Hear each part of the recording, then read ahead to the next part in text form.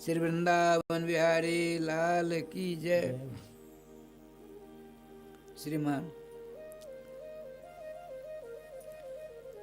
विदुर जी ने कहा, भगवान एक बात बताइए, भगवान शंकर जी तो बड़े आशुतोष, वो तो क्रोध उनको नहीं करना चाहिए, अपने ससुर के साथ क्यों ऐसा क्रोध किया? श्री वृंदावन बिहारी लाल की जय। श्रीमान विदुर जी ने कहा, भगवान एक बात बताइए, भगवान शंकर जी तो बड़े आशुतोष, वो तो क्रोध उनको नहीं करना चाहिए, अपने ससुर के साथ क्यों ऐसा क्रोध किया? क्या सुनिए। दक्ष प्रजापति, दक्ष भगवान ब्रह्मा के बेटे,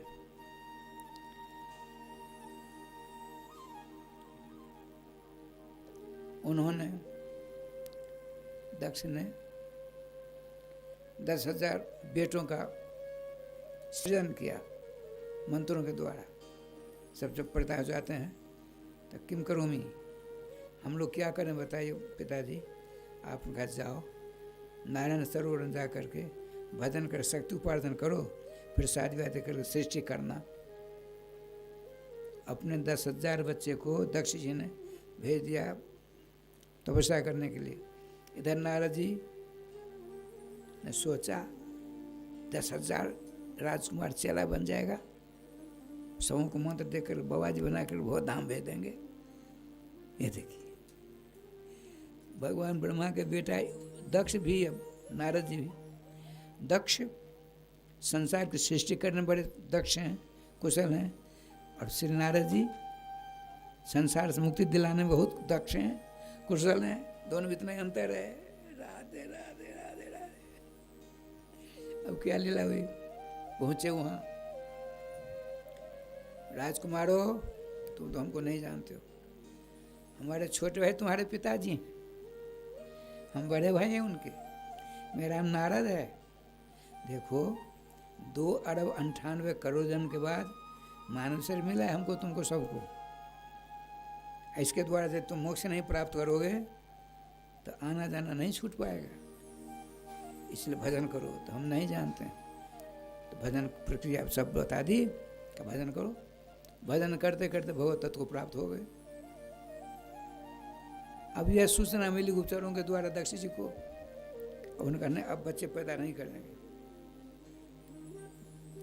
जो बच्चे पैदा बंद कर देते हैं उन पर ब्रह्मा जी नाराज हो जाते हैं। जो बच्चा दर्जन के दर्जन पैदा करते हैं ब्रह्मा जी बड़े खुश हो जाते हैं।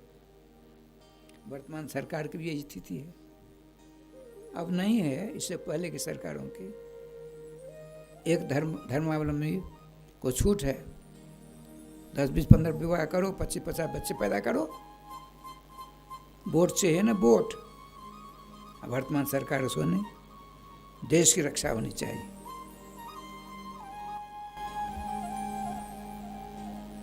ठाकुर जी कृपा से रहस्य में क्या हुआ, भगवान भगे भगे आए, ब्रह्मा जी पिताजी को नमस्कार किया।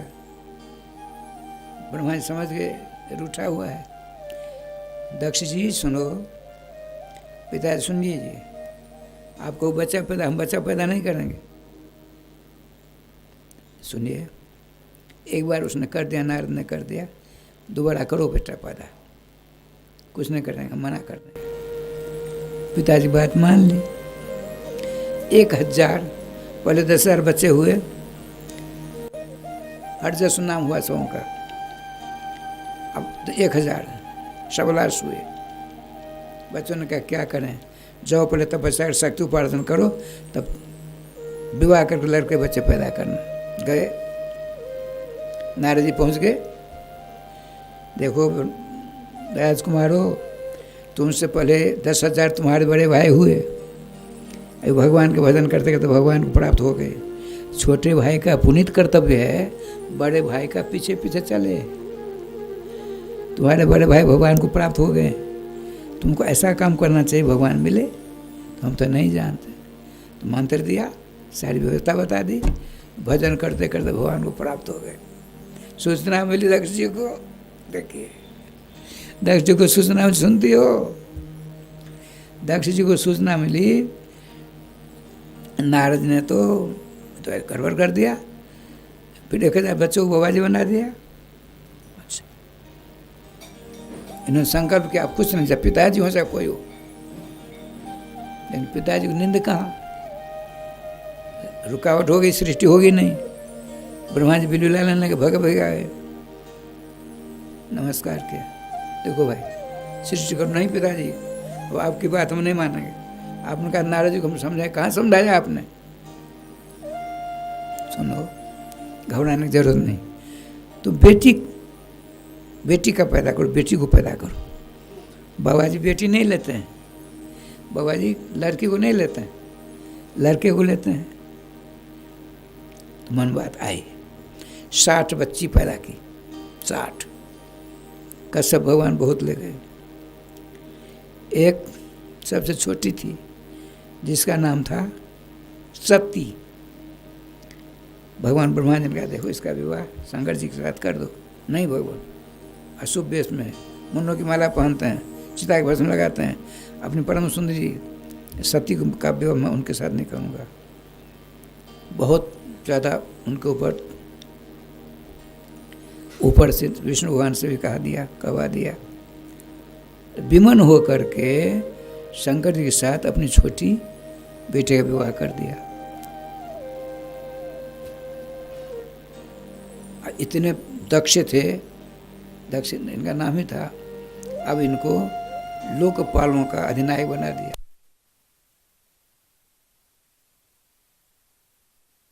राधा रमण हरे गोविंद जय जय, गोविंद जय जय, श्री वृंदावन बिहारी लाल की जय। राधेश्याम जी, ठाकुर जी का विधान देखिए। दक्ष प्रजापति के पद पर बैठ गए। अब तो ग्रह ग्रसित पुण्य बात बसा, तापर बिछी मार, ताय प्यायो बारुनी कहो कौन उपचार। ग्रह ग्रसित, अब मंगल ग्रहों से ग्रसित हो गया कोई, पुण्य बात बसो, लकवा मार गया। आता पर बिछी मार, बिच्छू ने डंक मार दिया उनका, उसको कौन कोई उपचार है? तो मरना ही पड़ेगा उसको। ये स्वयं अहंकारी दक्ष कहते हैं जिसके बहुत कुशल है, अहंकार की पराकाष्ठा पर है। प्रजापति का पद दे दिया ब्रह्मा जी ने, घमंड के मारे परेशान। एक बार ब्रह्मा जी बैठे हैं, शंकर जी बैठे हैं, सारी प्रजा बैठी है, शंकर जी गण बैठे हैं, इतने प्रजापति आ रहे, सबने उठकर स्वागत किया। 2 जने नहीं उठे, भगवान ब्रह्मा भगवान शंकर। अपने पिताजी को नमस्कार किया और आते देख करके उनके अंदर विराजमान श्याम सुंदर को नमस्कार कर लिया इन्होंने।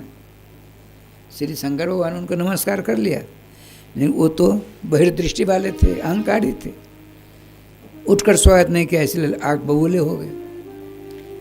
अपने पिताजी को नमस्कार कर, अब प्रजापति का जो पद था उस पर बैठने वाले थे, बैठने से पहले उधर ध्यान गया। प्राग निसन्नम वज्रम दृष्ट्वा, भगवान शंकर को पहले से बैठे देखकर ओ महाराज आग बबूला हो गए। अरे अयमे शिष्यताम प्राप्त, चेला में पेटा में कोई अंदर नहीं होता,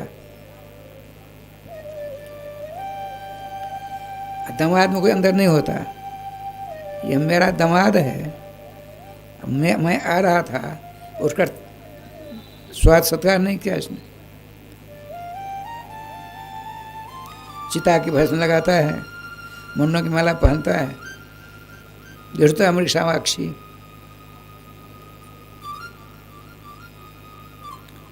मेरी पुत्री सती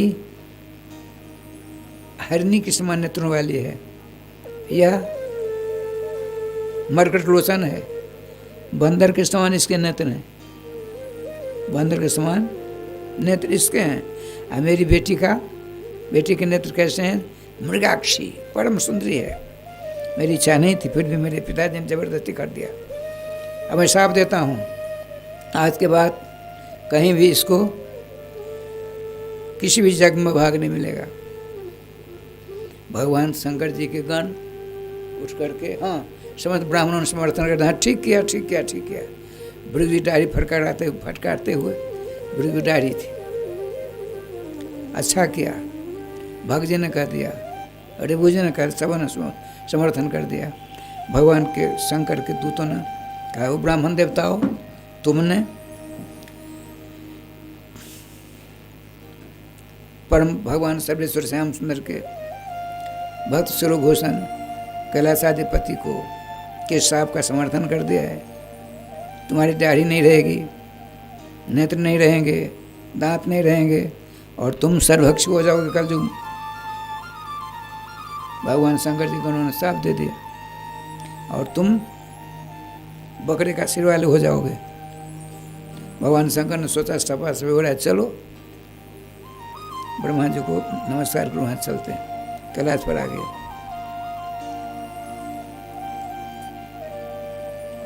अब राय श्याम जी, किसी भी जग में शंकर जी को भाग न मिले ऐसी घोषणा कृष्ण की प्रजापति ने की है।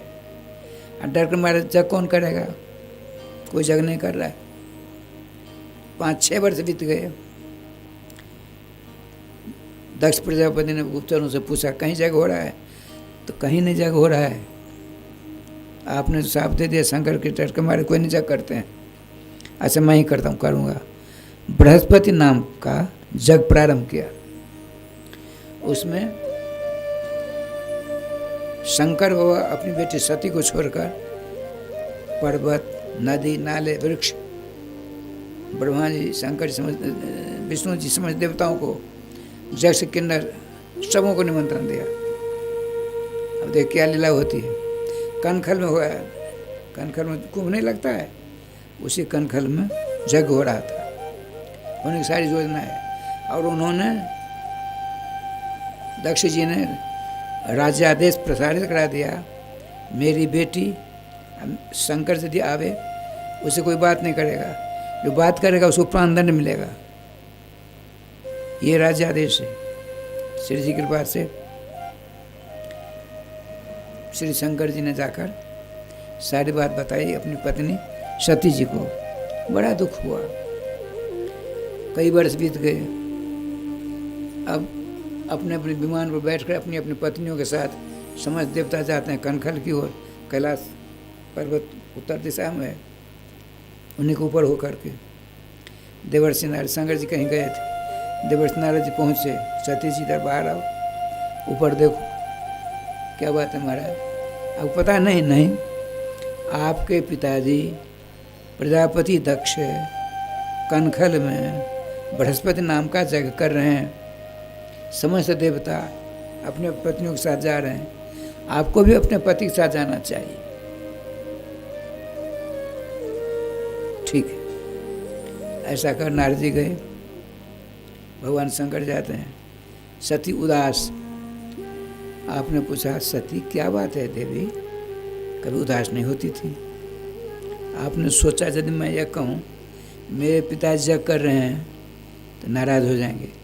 आपने क्या कहा? देखिए महाराज, प्रजापति ससुर से सांप्रतम, आपके ससुर, पहले कहा आपके ससुर प्रजापति मेरे पिता यज्ञ कर रहे हैं जिसमें विहुता प्रजंती ही, सारे देवता अपने अपने हवाई जहाज पर बैठकर जा रहे हैं, हमें आपके साथ जाना चाहते हैं। देवी मत जाओ, मेरे कारण आपको निमंत्रण नहीं दिया है, इसलिए बिना निमंत्रण नहीं जाना चाहिए। सती जी पढ़ी लिखी थी। आपने कहा देखिए 3 जगह बिना बुलाए जाना चाहिए। गुरु जी के घर में यदि किसी प्रकार का उत्सव हो, भूल भुलैया हो गई हो, चेला को मालूम पड़े, तुरंत जाना चाहिए। ये नहीं जब तक निमंत्रण तब तक नहीं जाएंगे, ये ठीक नहीं। और पिताजी के घर यदि कोई काम आ रहा है, भूल भुलैया हो गए, नहीं सूचना आई, जाना चाहिए। और ससुर के घर, हमारे पिता आपके ससुर वहाँ हो रहा है, किस कारण से भूल भुलैया हो गई, नहीं देवी तुम नहीं जानती हो, मैं बताऊं, देखिए एकांत में हम शंकर बाबा पहले से बैठे, सारी पूरा आपके पिताजी आए, अहंकारी थे। मैं उठकर नमस्कार करता, और ज़्यादा अहंकार बढ़ जाता, नुकसान होता उनका। उनके हृदय में बैठे सर्वेश्वर श्याम सुंदर को मैंने दंडवत प्रणाम किया, लेकिन इस पर हरी चला दे रुष्ट होकर के साप दे दिया, देवी इसलिए मत जाओ। यदि ब्रजिष्यत त्यत्याय मत बचा भद्रम भवत्या ततो न भविष्यति। यदि मेरी वाणी को काट कर तुम जाओगे, तेरा कल्याण नहीं होगा। आज पर शंकर बाबा कहते हैं, सुनो हम बात सुना देते हैं। शंकर बाबा एक दृष्टांत देते हैं। क्या दृष्टांत देते हैं सुनिए। एक ग्वारिया था, गौ चराता था, 10-5 गौ थी, सुनती हो। गैया चराने में ग्वारिया जाता था नदी को उस पार, थोड़ा पानी था। एक दिन पेड़ की छाया में सो गया, गैया चर रही थी। इतने में बाघ आया और उसके मुंह के साथ बैठ गया। नेत्र खुले, बाघ को देखा, डर के मारे घबराया, अपना हाथ पकड़ लिया। ग्वारिया घबराओ मत, तुम गरीब हो मैं जानता हूँ, गैया चरा करके इसको दूध बेच कर जीवन यापन करते हो, है ना बात सही? बिल्कुल सही है। चलो मेरे साथ। ले गया, राधे राधे ले गया। अपार संपत्ति गड़ी थी एक जगह, सब ले जाओ। ग्वारिया, हाँ सुनो, सब ले जाओ, गैया चराना मत भूलना। गैया चराना भूलोगे तो मेरा नाम बाघ है, मैं वहाँ पहुँच जाऊँगा। गैया की सेवा मत छोड़ना। राधे श्याम जी, राज ठाकुर जी कृपा दे, क्या लीला हुई। शंकर भगवान कहते देवी, वो आकर उसने मकान बनवाया, समय गुजरता गया, विवाह हुआ, लड़के बच्चे हुए, बेटी कन्यादान जो कर जाए, कन्यादान लायक हो गई। अपने पूरे कुटुंब परिवार में धन के बाजी घाटी नहीं कहते हैं, धन के बाजे घाटी। और बिना संबंधी के संबंधी आ गए। उसने अपने मित्र बाघ को भी निमंत्रण दिया, बाघ भी आ गया। शंकर भगवान कहते हैं चारों तरफ से घेराबंदी हो गई, उसमें बाघ बैठे हैं, कुटुंब परिवार आते हैं। और ये कौन है? ये जंगली पशु है, जंगली पशु बाघ है। इसी मुँह से कहता ये मेरे मित्र हैं, इसी इन्हीं के कारण से मैं धन धान्य संपन्न हो गया। नहीं, जंगली पशु है, बाण के समान चुभ गया उसकी वाणी। देवी 5-7 दिनों के बाद सारे कुटुंब परिवार चले गए। बाघ ने कहा मित्र मैं भी चलता हूँ, 2 दिन ठहरिए। ठहर गया। आपका देखिए मित्र, हमको जाना होगा, चलिए। सुनिए, एक कुल्हाड़ी हाथ में ले लीजिए। कुल्हाड़ी ले लिया। बाघ ने कहा ग्वारिया को, भगवान शंकर कहते हैं सती जी को, ग्वारिया ने हाथ में कुल्हाड़ी ली, नदी को उस पार गया। अब लौट जाओ। लौटने लगा। सुनिए, मेरे पाँव पर जोर से कुल्हाड़ी मारो। मित्र ऐसे कैसे, मुझको नहीं पहचानते हो, मेरा नाम बाघ है, मार डालूंगा, जो कहता हूँ करो, तुम मेरे मित्र हो। एक कुल्हाड़ी जोर से मारा, बाघ पर पाम घाव हो गया बहुत बड़ा। कैसा गैया चराना मत भूलना।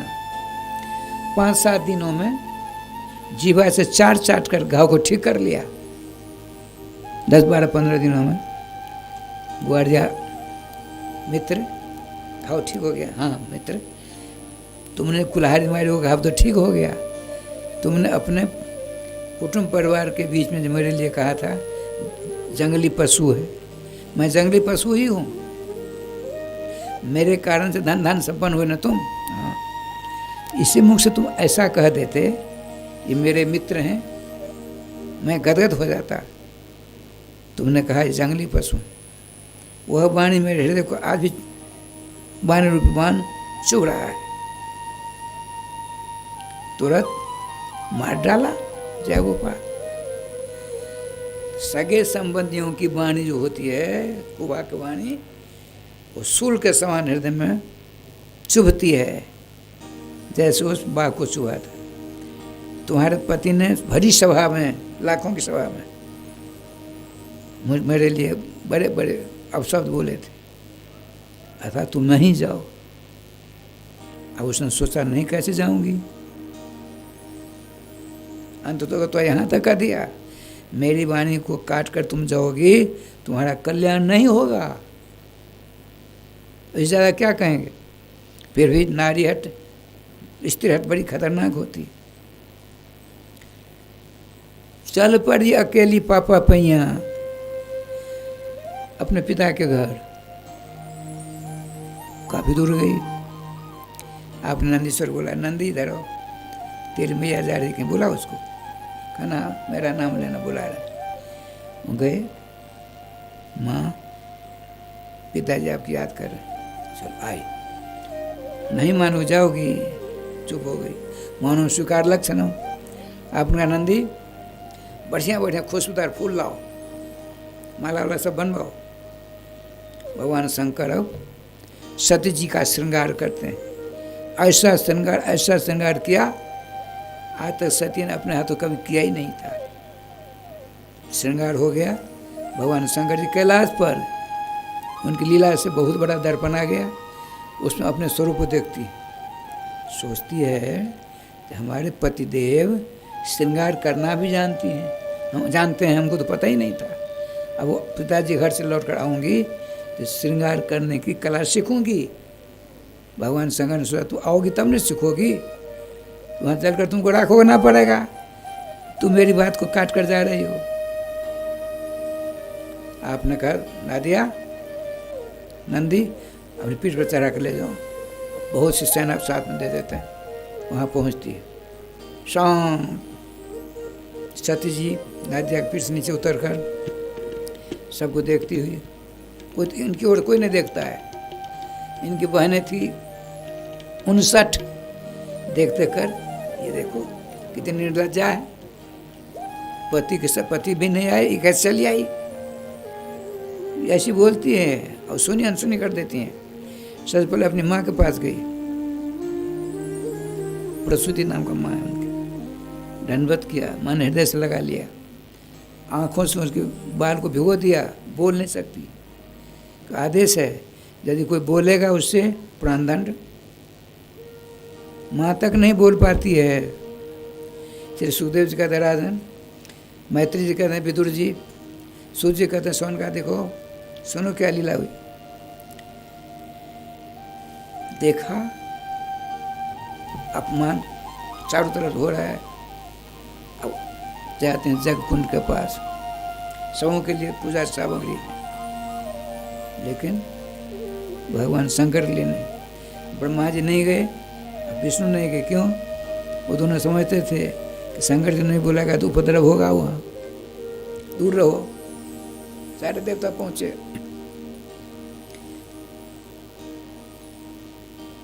सती जी को बड़ा कष्ट हुआ, वहाँ तखत रखी थी, खड़ी हो गई, 21 श्लोकों के द्वारा भगवान शंकर की स्तुति करती हैं और कहा हे प्राण वल्लभ अंतर्जामी हो, आपने मना किया था मत जाओ, लेकिन मैंने आपकी बात काट कर यहाँ आने का दुस्साहस किया, उसका परिणाम हमको भोगना पड़ेगा। यदि मैं यहाँ से इस देह को लेकर आपके पास जाऊँगी, आप कहोगे दाक्षायणी अतरा गच्छो, हे दक्ष राजकुमारी यहाँ आओ, तो मेरे इस शरीर के साथ मेरे पिता का नाम जुड़ा हुआ है, शंकर द्रोही पिता मेरे, और उसका नाम मेरे शरीर से जुड़ा हुआ है। अब इस शरीर को मैं नहीं रखूंगी, जो शंकर द्रोही हैं उसका नाम मेरे शरीर से जुड़ा है, तब मैं शरीर रखूंगी, मैं बहुत बड़ी अपराधीन हो जाऊंगी। शिव शिव शिव शिव नाम जपती जपती राजा श्याम जी पद्मासन लगाकर दाएं पांव के अंगूठा से जोगाग्नि प्रकट कर वहाँ गोविंदाय नमो नमो हो गई। देवर से नारद जी पहुँचे, कहाँ? शंकर हुआ के पास। भगवान वहाँ तो गजब हो गया, क्या हुआ? सती जी सती हो गई और मैं यहाँ बैठा, सती कैसे हो गई? अरे आपका अपमान देख करके स्वतः अपने आप को अंगूठे से ज्वालाग्नि प्रकट कर स्वाहा हो गई, भयंकर क्रोध आया। आपने क्या किया? एक जटा उखाड़ी क्यों मारा? इन्हीं के समान वीरभद्र प्रकट हो गया। किम करूँ दिवादन, मैं क्या करूँ, आदेश दें। कहा देखो तुम मेरे समान हो, अब मेरे गणों के तुम अधिनायक सेनापति हुए आज से जाओ, यज्ञ दक्ष के यज्ञ को समाप्त करो। अपने गणों को लेकर पहुंचते हैं यज्ञ कुंड में, मेखला सब वो तोड़ तार के ठीक कर दिया, गड़बड़ कर दिया। अब वहाँ ऋषियों ने हवन करना प्रारंभ किया। भृगु जी की दाढ़ी नोच लिया, भग नाम के देवता का दांत तोड़ दिया, पुषा नाम के देवता की एक आंख फोड़ डाल, एक आंख निकाल लिया। सब परेशान, सारे देवता अंग भंग हो गए। श्री दक्ष प्रजापति के सर को त्रिशूल से काटना चाहते थे। आकाशवाणी हुई, यदि आपके त्रिशूल की दिव्यधार से शंकर दुर्हिका सर कटेगा, मोक्ष मिल जाएगा इसको, सावधान। तो वास्तव जैसे ऐसे स्नान कर ऐसे करते हैं ना, निचोड़ते हैं, एक हाथ से धड़ पकड़ा, एक हाथ सर पकड़ तोड़ दिया, और सर को लेकर के श्री शंकराय स्वाहा पूर्णाहुति हो गई। वहाँ चले आए, भगवान शंकर को प्रणाम किया, अच्छा किया। सारे देवता अंग भंग हो गए थे, भगवान ब्रह्मा के पास पहुँचे। तो तुम लोग कैसे पहुँचे? भोज खाने के लिए गए, परिणाम भोगना ही पड़ेगा। पर बिललाए, भगवान ब्रह्मा जी सबको लेकर पहुँचे विष्णु के पास। विष्णु भगवान सब आते हैं। फिर शंकर हुआ का आह्वान हुआ, शंकर भगवान का पदार्पण हुआ। अब ये हुआ, दक्ष का शरीर तो है, बिना सर से कैसे काम चले, जजमान तो होना चाहिए। तो शंकर भगवान ने कहा, हे नंदी, जो महिला, जो माता अपने बच्चे की ओर पीठ करके सो रही हो, उसके बच्चे का सर काट कर ले आओ। त्रिलोकी में चक्कर काटता है नंदी। कौन सी ऐसी माता होगी अपने बच्चे को अपनी छाती से चिपका कर नहीं सोएगी? मातृ हृदय बड़ा विलक्षण होता है, माता बनकर देखना पड़ेगा, बड़ा समस्या नहीं होगा। ठाकुर जी की कृपा से एक बकरी के पेट से बचा हुआ था, बच्चे हो कई, तो एक बच्चा उसकी पीठ की ओर था, उसका सर काट लिया, लेकर जाते हैं। धड़ तो था दक्ष का, उसने जोड़ दिया, भै भै भै भै करके जिंदा हो गया। नारायण समझी, सब स्तुति करते हैं। शंकर हुआ खुश हो गए। श्री विष्णु भगवान ने कहा, दक्ष प्रजापति देखो, हम विष्णु, ये ब्रह्मा और शंकर तीनों एक तत्व के हैं। काम भगवान ने तीनों को बांट दिया अलग अलग, तत्व तो हम तीनों एक हैं। हम तीनों में जो भेद करते हैं, उनको नरकादिकों में भी गति नहीं मिलती है।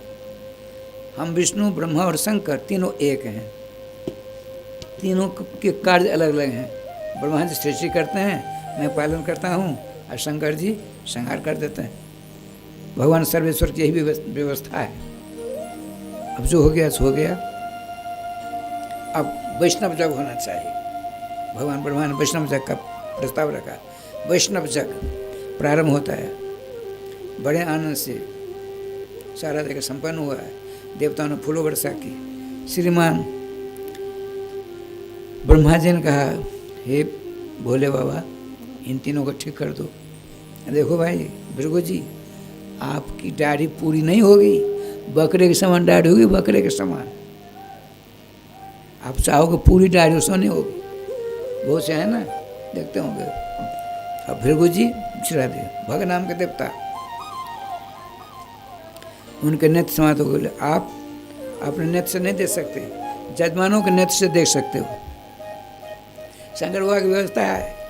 आप पूषा नाम के देवता, दांत टूट गए थे, दांत तो हार दिया इनके वीरभद्र ने कहा, देखिए आप पृष्ठभोगी हो, आपको सत्तू खाना पड़ेगा। सत्तू, वेदांती हो गए, सत्तू खाना पड़ेगा। और जब यज्ञ होगा, जजमान के मुख से आपको भोजन मिलेगा। इस प्रकार व्यवस्था शंकर भगवान ने कर दी। अब हमारे महामंडलेश्वर श्री किशोरी शरण जी आए हैं, अपनी रसमयी भाषा के द्वारा आपको सुनाएंगे। आप सुनिए, राधे राधे करिए। अब मेरा समय राधे राधे हो गया, दोबारा नाम ले लीजिए। श्री वृंदावन बिहारी लाल की जय। निश्चित रूप से हम सबका बड़ा सौभाग्य है। पूज्य सद्गुरुदेव भगवान की इस वाणी रूपी त्रिपदगा में हम सब लोग गोते लगा रहे थे। पूज्य सद्गुरुदेव भगवान की वाणी श्रवण करना और उसे मनन करना, चिंतन करना, उनकी वाणी अगर हमारे अंदर थोड़ा सा भी प्रवेश कर जाए तो आप यकीन मानिए आपके अंदर के जो भी कलमश होंगे, जो भी पाप होंगे, वो सब दूर हो जाएंगे। पूज्य महाराज श्री जो पूरे नियम से पूरा समय इनका भगवत चिंतन में, भगवत आराधन में, भगवत भजन में व्यतीत होता है, ऐसे महापुरुषों का दर्शन ही बड़ा दुर्लभ है। कहते हैं संतों का सानिध्य हो जाए तो फिर शायद जीवन में कुछ और नहीं चाहिए, और संत ही वह माध्यम है जो आपको भगवान से, श्री ठाकुर जी से, श्री राधा रानी के श्री चरणों से प्रीति से जोड़ देता है। संसार के अन्य सभी लोग, आपके मित्र बंधु, आपके रिश्तेदार आपको दुनियादारी से जोड़ेंगे, कोई आपको माया से जोड़ेगा, कोई आपको दुनिया से जोड़ेगा, कोई आपको कोर्ट कचहरी से जोड़ेगा, लेकिन श्री गुरु चरण है, श्री गुरु कृपा है जो आपको भगवत भक्ति से जोड़ता है। तो ऐसे पूज्य सद्गुरुदेव भगवान के श्री चरणों में प्रणाम वंदन करते हुए आप सब लोग कथा श्रवण कर रहे हैं। आप सबका मैं मिथिला कुंज परिवार की ओर से, पूज्य महाराज श्री की ओर से हृदय की गहराइयों से बहुत बहुत स्वागत, बहुत बहुत अभिनंदन।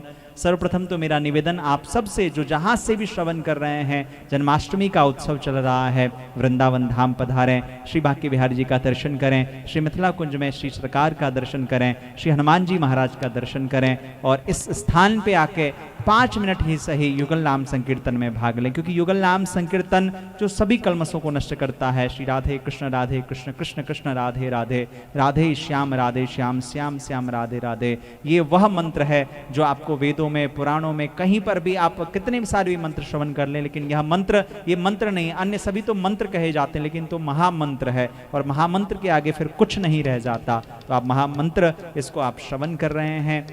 मेरा आप सबसे निवेदन, कृपया आप सब लोग इस युगल नाम संकीर्तन महायज्ञ में अवश्य जुड़ें, अवश्य भाग लें। मिथिला कुंज, मैं आपको एक बार मिथिला कुंज के बारे में अवगत कराऊं, बताऊं। मिथिला कुंज जहां पिछले 30 वर्षों से निरंतर 24 घंटे अखंड युगल नाम संकीर्तन चल रहा है, चाहे सर्दी हो, गर्मी हो, बरसात हो, कोई भी समय क्यों ना हो, लेकिन यहाँ युगल नाम संकीर्तन कभी बंद नहीं हुआ, हमेशा चलता रहा है। साथ ही प्रतीक वृंदावन जो मिथिला मधुबनी बिहार में, वहाँ प्रतीक वृंदावन स्थित है, वहाँ पे निरंतर अन्य क्षेत्र का कार्यक्रम चल रहा है।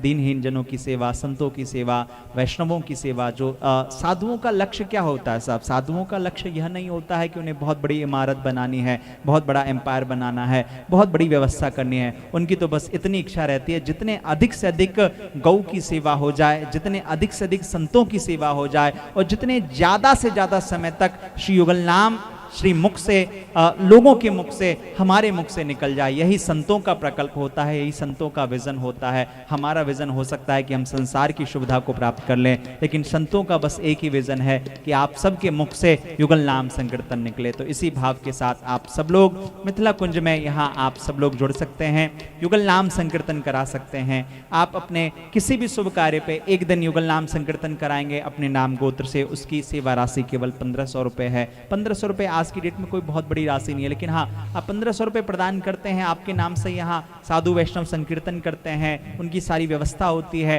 और युगल नाम तो सभी कलमशों को नष्ट कर देता है। बहुत सारी चीज़ें जो आप समझ में ना आ पाए, जो आप श्रवण ना कर पाए, लेकिन आप अगर युगल नाम संकीर्तन श्रवण कर लेंगे तो आपके सभी कष्ट तत्काल नष्ट हो जाएंगे। तो मेरा आप सबसे निवेदन, आप एक दिन के युगल नाम संकीर्तन के सदस्य बने। एक दिन की सेवा राशि केवल 1500 रुपये की है। साथ ही आप एक महीने की अखंड युगल नाम संकीर्तन के सेवा में जुड़ते हैं तो उसकी सेवा राशि 15,000 रुपये की है। और साथ ही साथ अगर आप यहाँ श्रीमद् भागवत भवन मंदिर जो निर्माणाधीन है उसमें एक शिलालेख में आप एक श्लोक का सहयोग प्रदान करते हैं तो उसकी सेवा राशि 5100 रुपये की है। और एक ईंट की सेवा 501 रुपये की है। या आप अन्य भी सेवा कर सकते हैं। और साथ ही मिथिला कुंज परिवार के आप सदस्य बनना चाहें तो आप सदस्यता की सेवा राशि केवल 21,000 रुपये की है। आप 21,000 रुपये प्रदान करते हैं तो आप सदस्य बन जाते हैं। और जब आप यहाँ सदस्य बन जाते हैं तो आपके नाम से नित्य यहाँ एक रोटी संतों की सेवा में, गौ सेवा में लगता है और नित्य आपके नाम से युगल नाम संकीर्तन होता है। तो आप सब लोग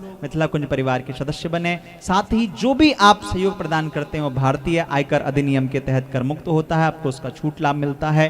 तो आप सब लोग जुड़ सकते हैं। जुड़ने के लिए केवल और केवल एक फोन कॉल दूर है। आप अपना मोबाइल उठाएं, टेलीविजन पे जो नंबर स्क्रीन चल रहे हैं वहां आप कांटेक्ट करें, संस्थान के कार्यालय के अधिकारी कार्यकारी पदाधिकारी आपसे चर्चा करेंगे, आपको पूरी जानकारी प्रदान करेंगे, आप जुड़ पाएंगे और फिर जैसे आप अकाउंट में जो भी राशि आप प्रेषित करते हैं फिर आपके नामों की घोषणा होती है। कुछ वैष्णव हैं जिन्होंने इस पावन पुनीत यज्ञ में अपनी सेवा राशि प्रदान की है। देखिए, सेवा प्रदान करने से आप यह ना सोचे कि आप सेवा कर रहे हैं, सेवा प्रदान करने से यह लाभ होता है कि आपके भाग्य का निर्माण होता है, आपके यहाँ जो कलमश है वह नष्ट होते हैं। तो ऐसे ही परम आदरणीय श्रीमती शशि देवी हैं, दिल्ली से हैं, आपने मिथिला कुंज परिवार की सदस्यता स्वीकार की है, आपने 21,000 रुपये का सहयोग प्रदान किया है। एक बार आपके लिए बहुत बहुत धन्यवाद, बहुत बहुत आभार।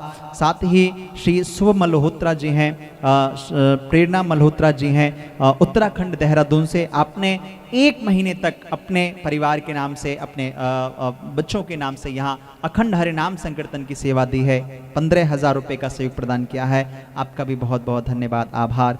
एक गुप्तदान है बिहार से, जो यहाँ शिलालेख भागवत भवन मंदिर निर्माणाधीन के लिए आपने जो सहयोग प्रदान किया है उसकी सेवा राशि 5100 रुपये की है। श्री देवचंद्र ठाकुर जी हैं जिन्होंने पट्टी टोल मधुबनी बिहार से हैं, आपने 3100 रुपये का सहयोग प्रदान किया है। एक गुप्तदान है 7300 रुपये का, आपका भी बहुत बहुत धन्यवाद। मीरा देवी हैं, आपने 2500 रुपये का सहयोग प्रदान किया है बिहार से। एक गुप्तदान है 1100 रुपये का। श्री नितिन गौतम जी द्वारिका दिल्ली से हैं, आपने एक दिन अपने नाम से यहाँ संकीर्तन में 1500 रुपये की सेवा प्रदान की है। एक बार इन सभी दानदाताओं का पूज्य महाराज जी की ओर से, गुरु चरणों की ओर से, मिथिला कुंज परिवार की ओर से बहुत बहुत धन्यवाद, आभार। ये धन्यवाद आभार मैं अपनी भाषा में प्रकट कर रहा हूँ, लेकिन आप सबको पूज्य महाराज जी की ओर से आशीर्वाद प्राप्त हो रहा है, तो मेरा आप सबके लिए बहुत बहुत धन्यवाद, आभार। मैं पुनः निवेदन करूँ, आप जुड़ सकते हैं। जन्माष्टमी का उत्सव चल रहा है, यहाँ जन्माष्टमी का उत्सव है, तो जन्माष्टमी के उत्सव में वैष्णवों की सेवा में, भंडारे की सेवा में, या माखन मिश्री की सेवा में, या यहाँ श्री संतों की सेवा में आप कुछ भी सहयोग प्रदान करना चाहें तो बस अपना मोबाइल फ़ोन उठाएं, संपर्क करें, आपको पूरी जानकारी मिलेगी और आप जुड़ पाएंगे। मैं फिर से निवेदन कर दूं, मिथिला कुंज जहां पिछले काफ़ी समय से लगातार युगल नाम संकीर्तन चल रहा है, आप सभी का बहुत बहुत धन्यवाद, बहुत बहुत आभार, बहुत बहुत वंदन, अभिनंदन। मैं पुनः आप सभी के आभार के साथ अपनी वाणी को यहीं विराम करता हूं। एक बार सब लोग प्यार से मुस्कुरा के बोलिए, जय जय श्री राधे श्याम। आनंद मानंद करम प्रसन्नम ज्ञान स्वरूपम निज भावयुक्तम योगीन्द्रमीड्यम भवरोगवेद्यम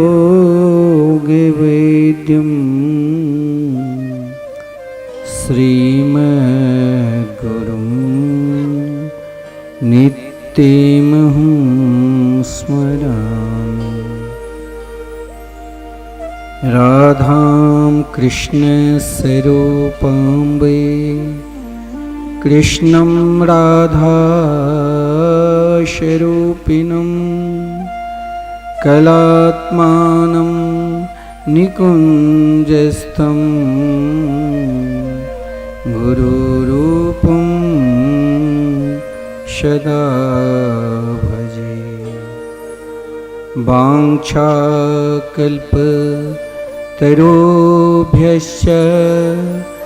कृपासिन्धुभ्य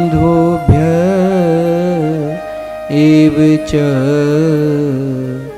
पतितानां पावनेभ्यो वैष्णवेभ्यो नमो नमः।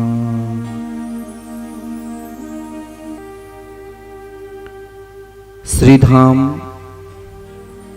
वृंदावन के पवन परम पवित्र भूमि, जहाँ कण कण में प्रिया प्रीतम की निरंतर नित्य लीला चलती रहती है, जहाँ के हर प्राणी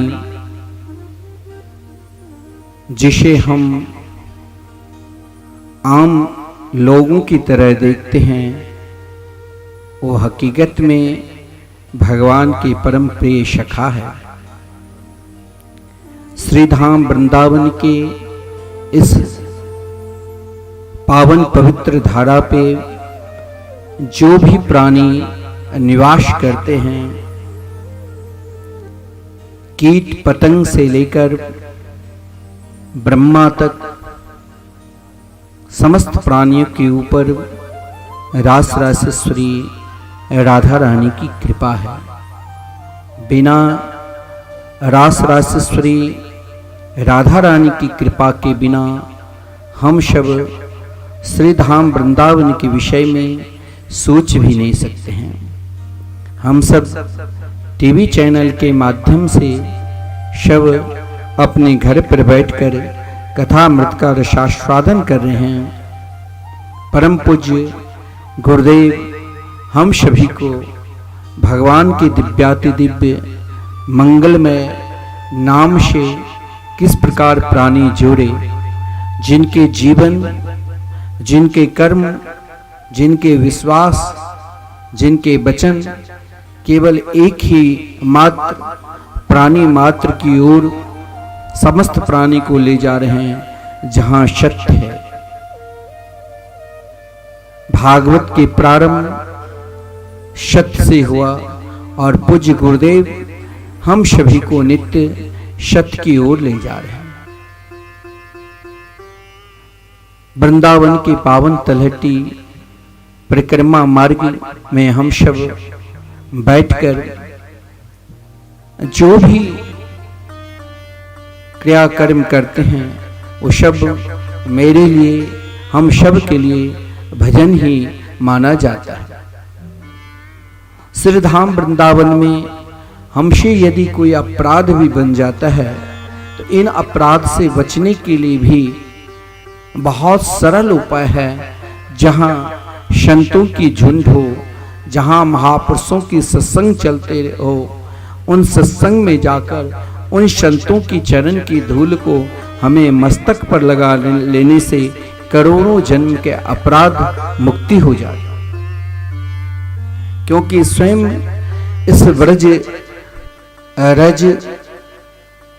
इस ब्रज की मिट्टी में मुक्ति स्वयं अपने आप को लोट लगाती रहती है कि हमें प्रिया प्रीतम की कृपा मेरे ऊपर बनी रहे। हम सब बहुत बड़े भाग्यशाली है जो श्री राधा अष्टमी के पावन शुभ अवसर पर जहां नित्य निरंतर हर वर्ष मिथिला कुंज की इस परम पवित्र भूमि अटल वन, जो मैंने आपसे कई बार कहा, अटल वन हम सभी को भगवान से जोड़ते हैं। इस अटल वन की वृंदावन में अनेक वन हैं। उन अनेकों वन के अनेक प्रकार की भगवान की लीलाओं की वर्णन है। लेकिन जब हम वृंदावन में प्रवेश करते हैं और प्रवेश करते ही इस परिक्रमा मार्ग पे अटल वन हमें मिलता है। अटल यानी भगवान समस्त प्राणियों को अपने प्रति विश्वास दिलाया, एक दृढ़ता है, एक समर्पित है। हम सभी को भगवान ने दृढ़ता के साथ यही कहा, अटल के साथ, विश्वास के साथ यही कहा कि जीवन में हमें कभी घबराना नहीं चाहिए।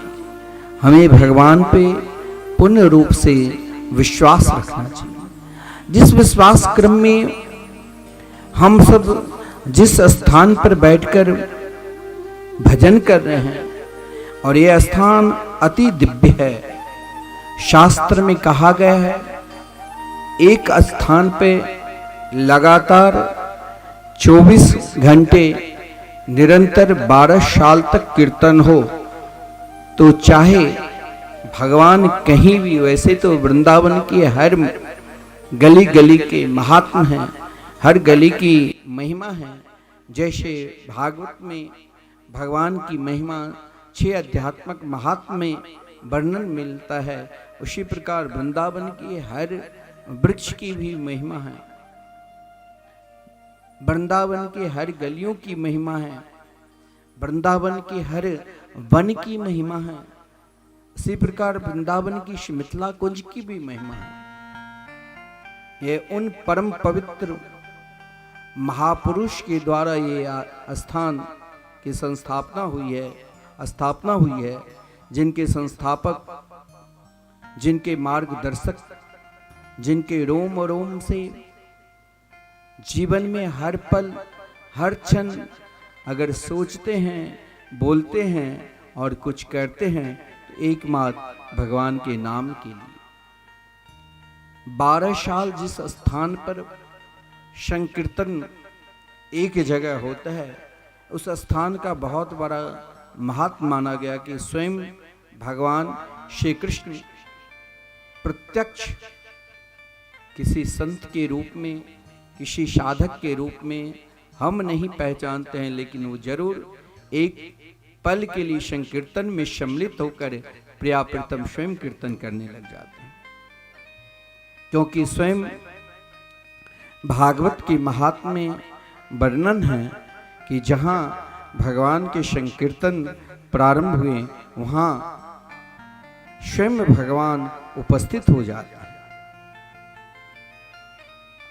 लिखा है, प्रहलादस्तालधारी तरल गतयाचुद्धव कांस्यधारी बीनाधारी सुरर्षि स्वर कुशलतया राग करता जुनो भो इंद्रो वादीन मृदंगम जय जय शुक्रा कीर्तने ते कुमारा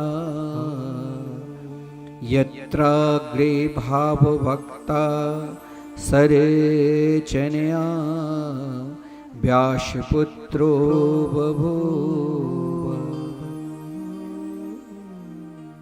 मैं जो भी कुछ आप सभी को बताऊंगा वो प्रमाणित बात। जहां भगवान के संकीर्तन प्रारंभ होते हैं संतों के द्वारा, वहाँ स्वयं भगवान किसी न किसी रूप में आकर विराजमान सदा रहते हैं। इन स्थान की एक महात्मा है। यहाँ यदि आप शुद्ध भाव से मन में ना किसी के प्रति कपट ना छल, जब तक इस आश्रम के प्रांगण में आप रहो, ना किसी की निंदा और ना ही किसी की उतनी स्तुति, एकमात्र केवल नाम भगवान के प्रति पूर्ण रूप से समर्पित, पूर्ण रूप से निष्ठा, तो जरूर आप उन लीला के अनुभव स्वयं करने लग जाओगे। इस स्थान की क्या महात्मा है। यहाँ विशाल सत्संग भवन है, जहां भारतवर्ष के कई भागवत कथा वक्ता आकर कथा किए हैं। मैंने उन वक्ताओं को देखा जिसने नाम भगवान के प्रति श्रद्धा के साथ उन संतों का नमन किया, उनको प्रेम से भोजन कराए, जिमाएं, या स्वयं विराजमान ठाकुर श्री राधा मोहन प्यारी। अगर आप 10 मिनट शुद्ध भाव से उनसे नयन मिलाकर आप भजन करने लग जाओगे तो स्वयं आपको अपना अनुभव होगा, जो आपके साथ ऐसा अनुभव होने लग जाएगा कि रास रासेश्वरी राधा रानी हमसे बात करना चाहती है।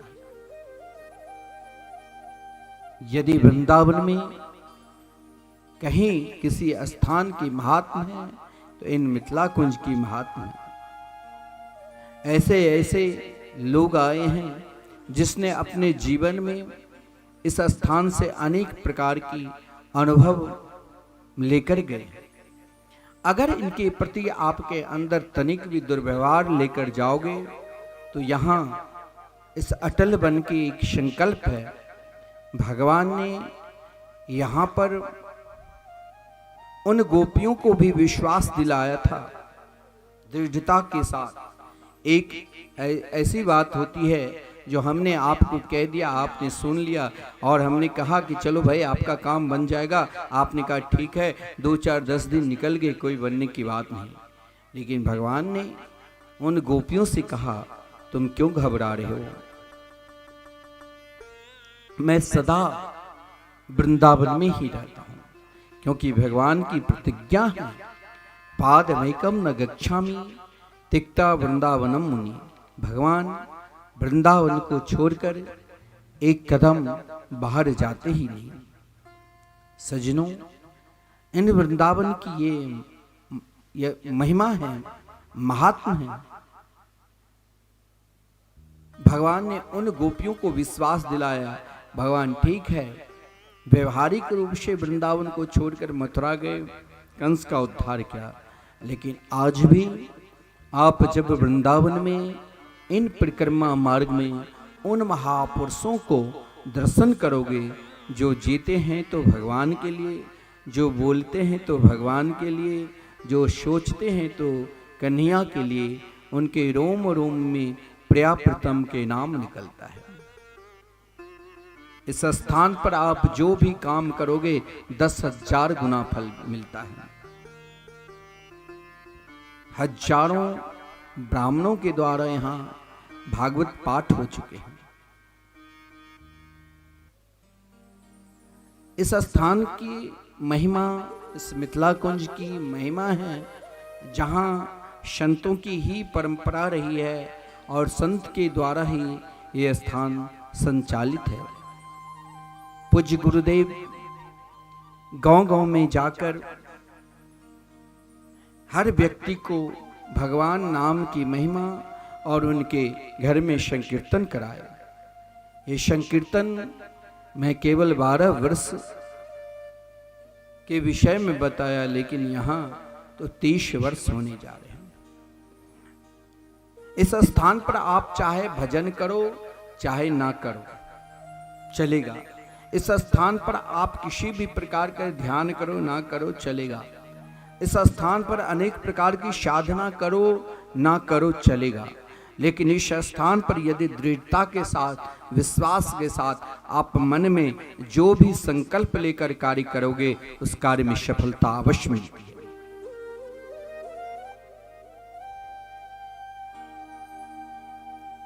ये इन भूमि की महात्मा है, इस जगह की महात्मा है, जहां हमारे पूज्य गुरुदेव कहा करते हैं, यहाँ बड़े बड़े महापुरुष साधु संत भजन किए हैं, जिस भजन के कारण ही यहाँ संकीर्तन निरंतर चल रहे हैं।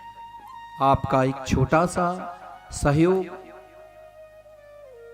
अगर मिलता है, आप एक दिन का संकीर्तन कराते हैं या एक महीने के, या 21,000 देकर मरणोपरांत भी आप अपने 21 पीढ़ियों के कल्याण के लिए, क्योंकि इस कलिकाल में समस्त साधनों की सर्वश्रेष्ठ साधन एकमात्र है भगवान के नाम संकीर्तन। कलयुग केवल नाम आधारा, यत् फलम नास्ति तपसा न योगेना समाधिना तत्फलम लभते सम्यक कलौ केशव कीर्तना। और आपने एक दिन का संकीर्तन कराया तो 10,000 गुना फल मिलता है।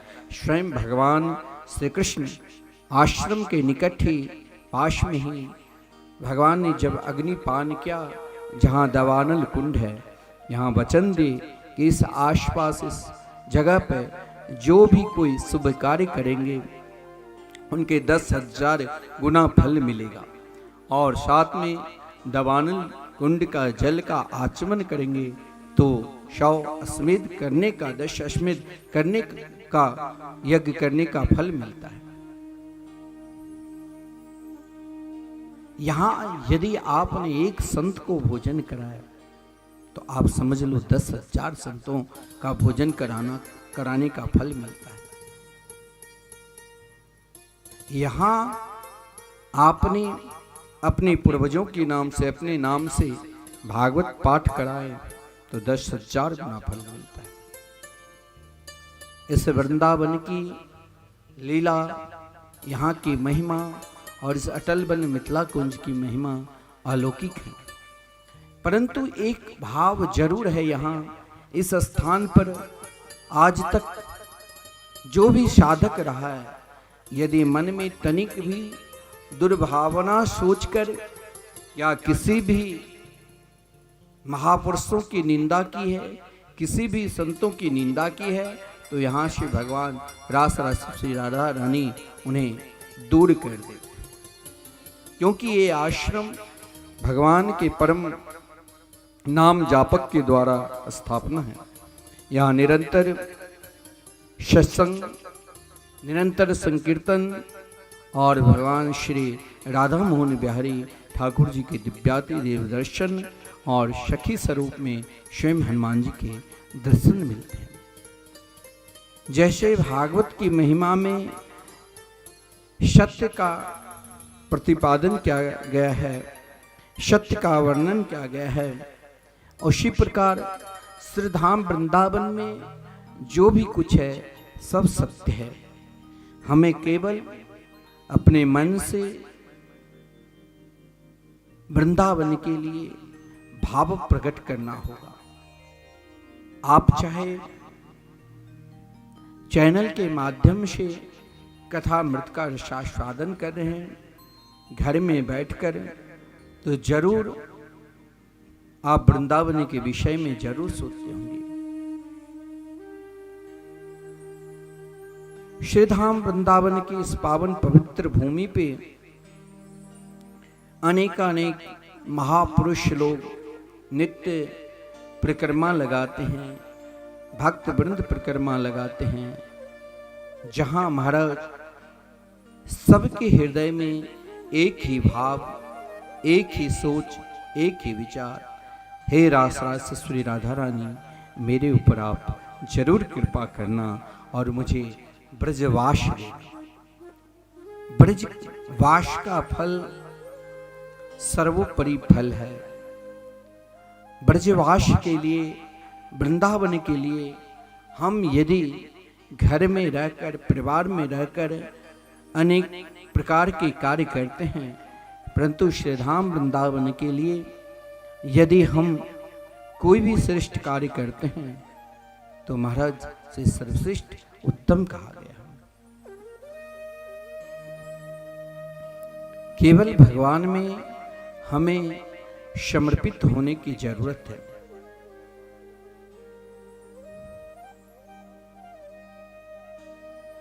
मैंने आपको श्रवण कराया था कि भगवान की क्या महिमा है। भगवान की महिमा सच्चिदानंद रूपा है। जैसे महात्मा के प्रथम चरण मंगलाचरण में ही मंगलाचरण का सीधा अर्थ होता है भगवान का स्मरण, जिसमें कहा गया है सच्चिदानंद रूपाय विश्वोत्पत्त्या देहेतवे तापत्रय विनाशाय श्री कृष्णाय वयं नमः।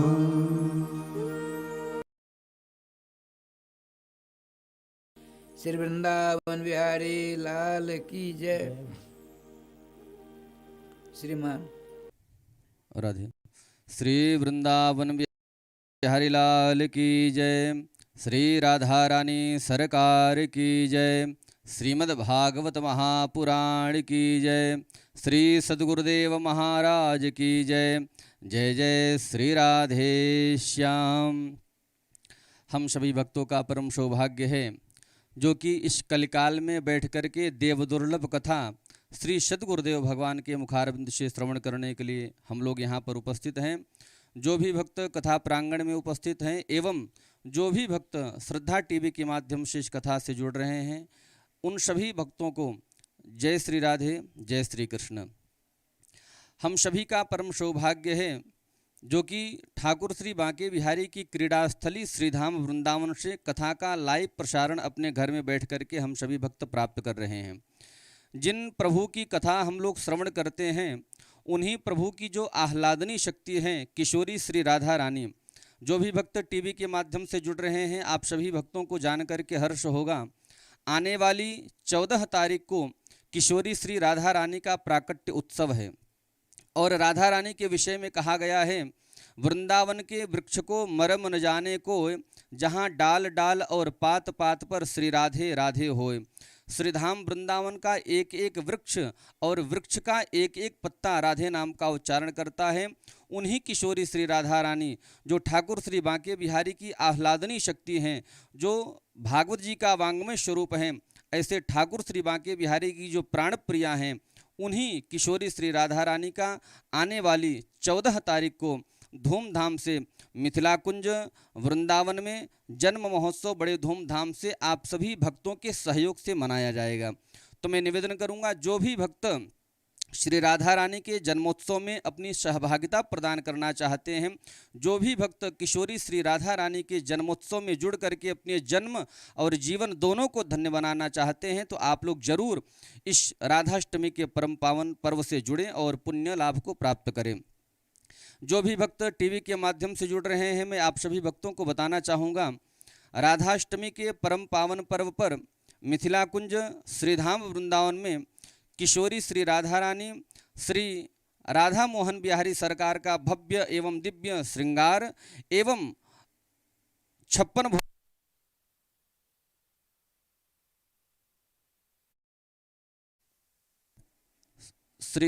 श्रीधाम वृंदावन मिथिला कुंज में भव्य एवं दिव्य राधाष्टमी का यहाँ पर आयोजन होने जा रहा है, आप सभी भगवत भक्तों के सहयोग से।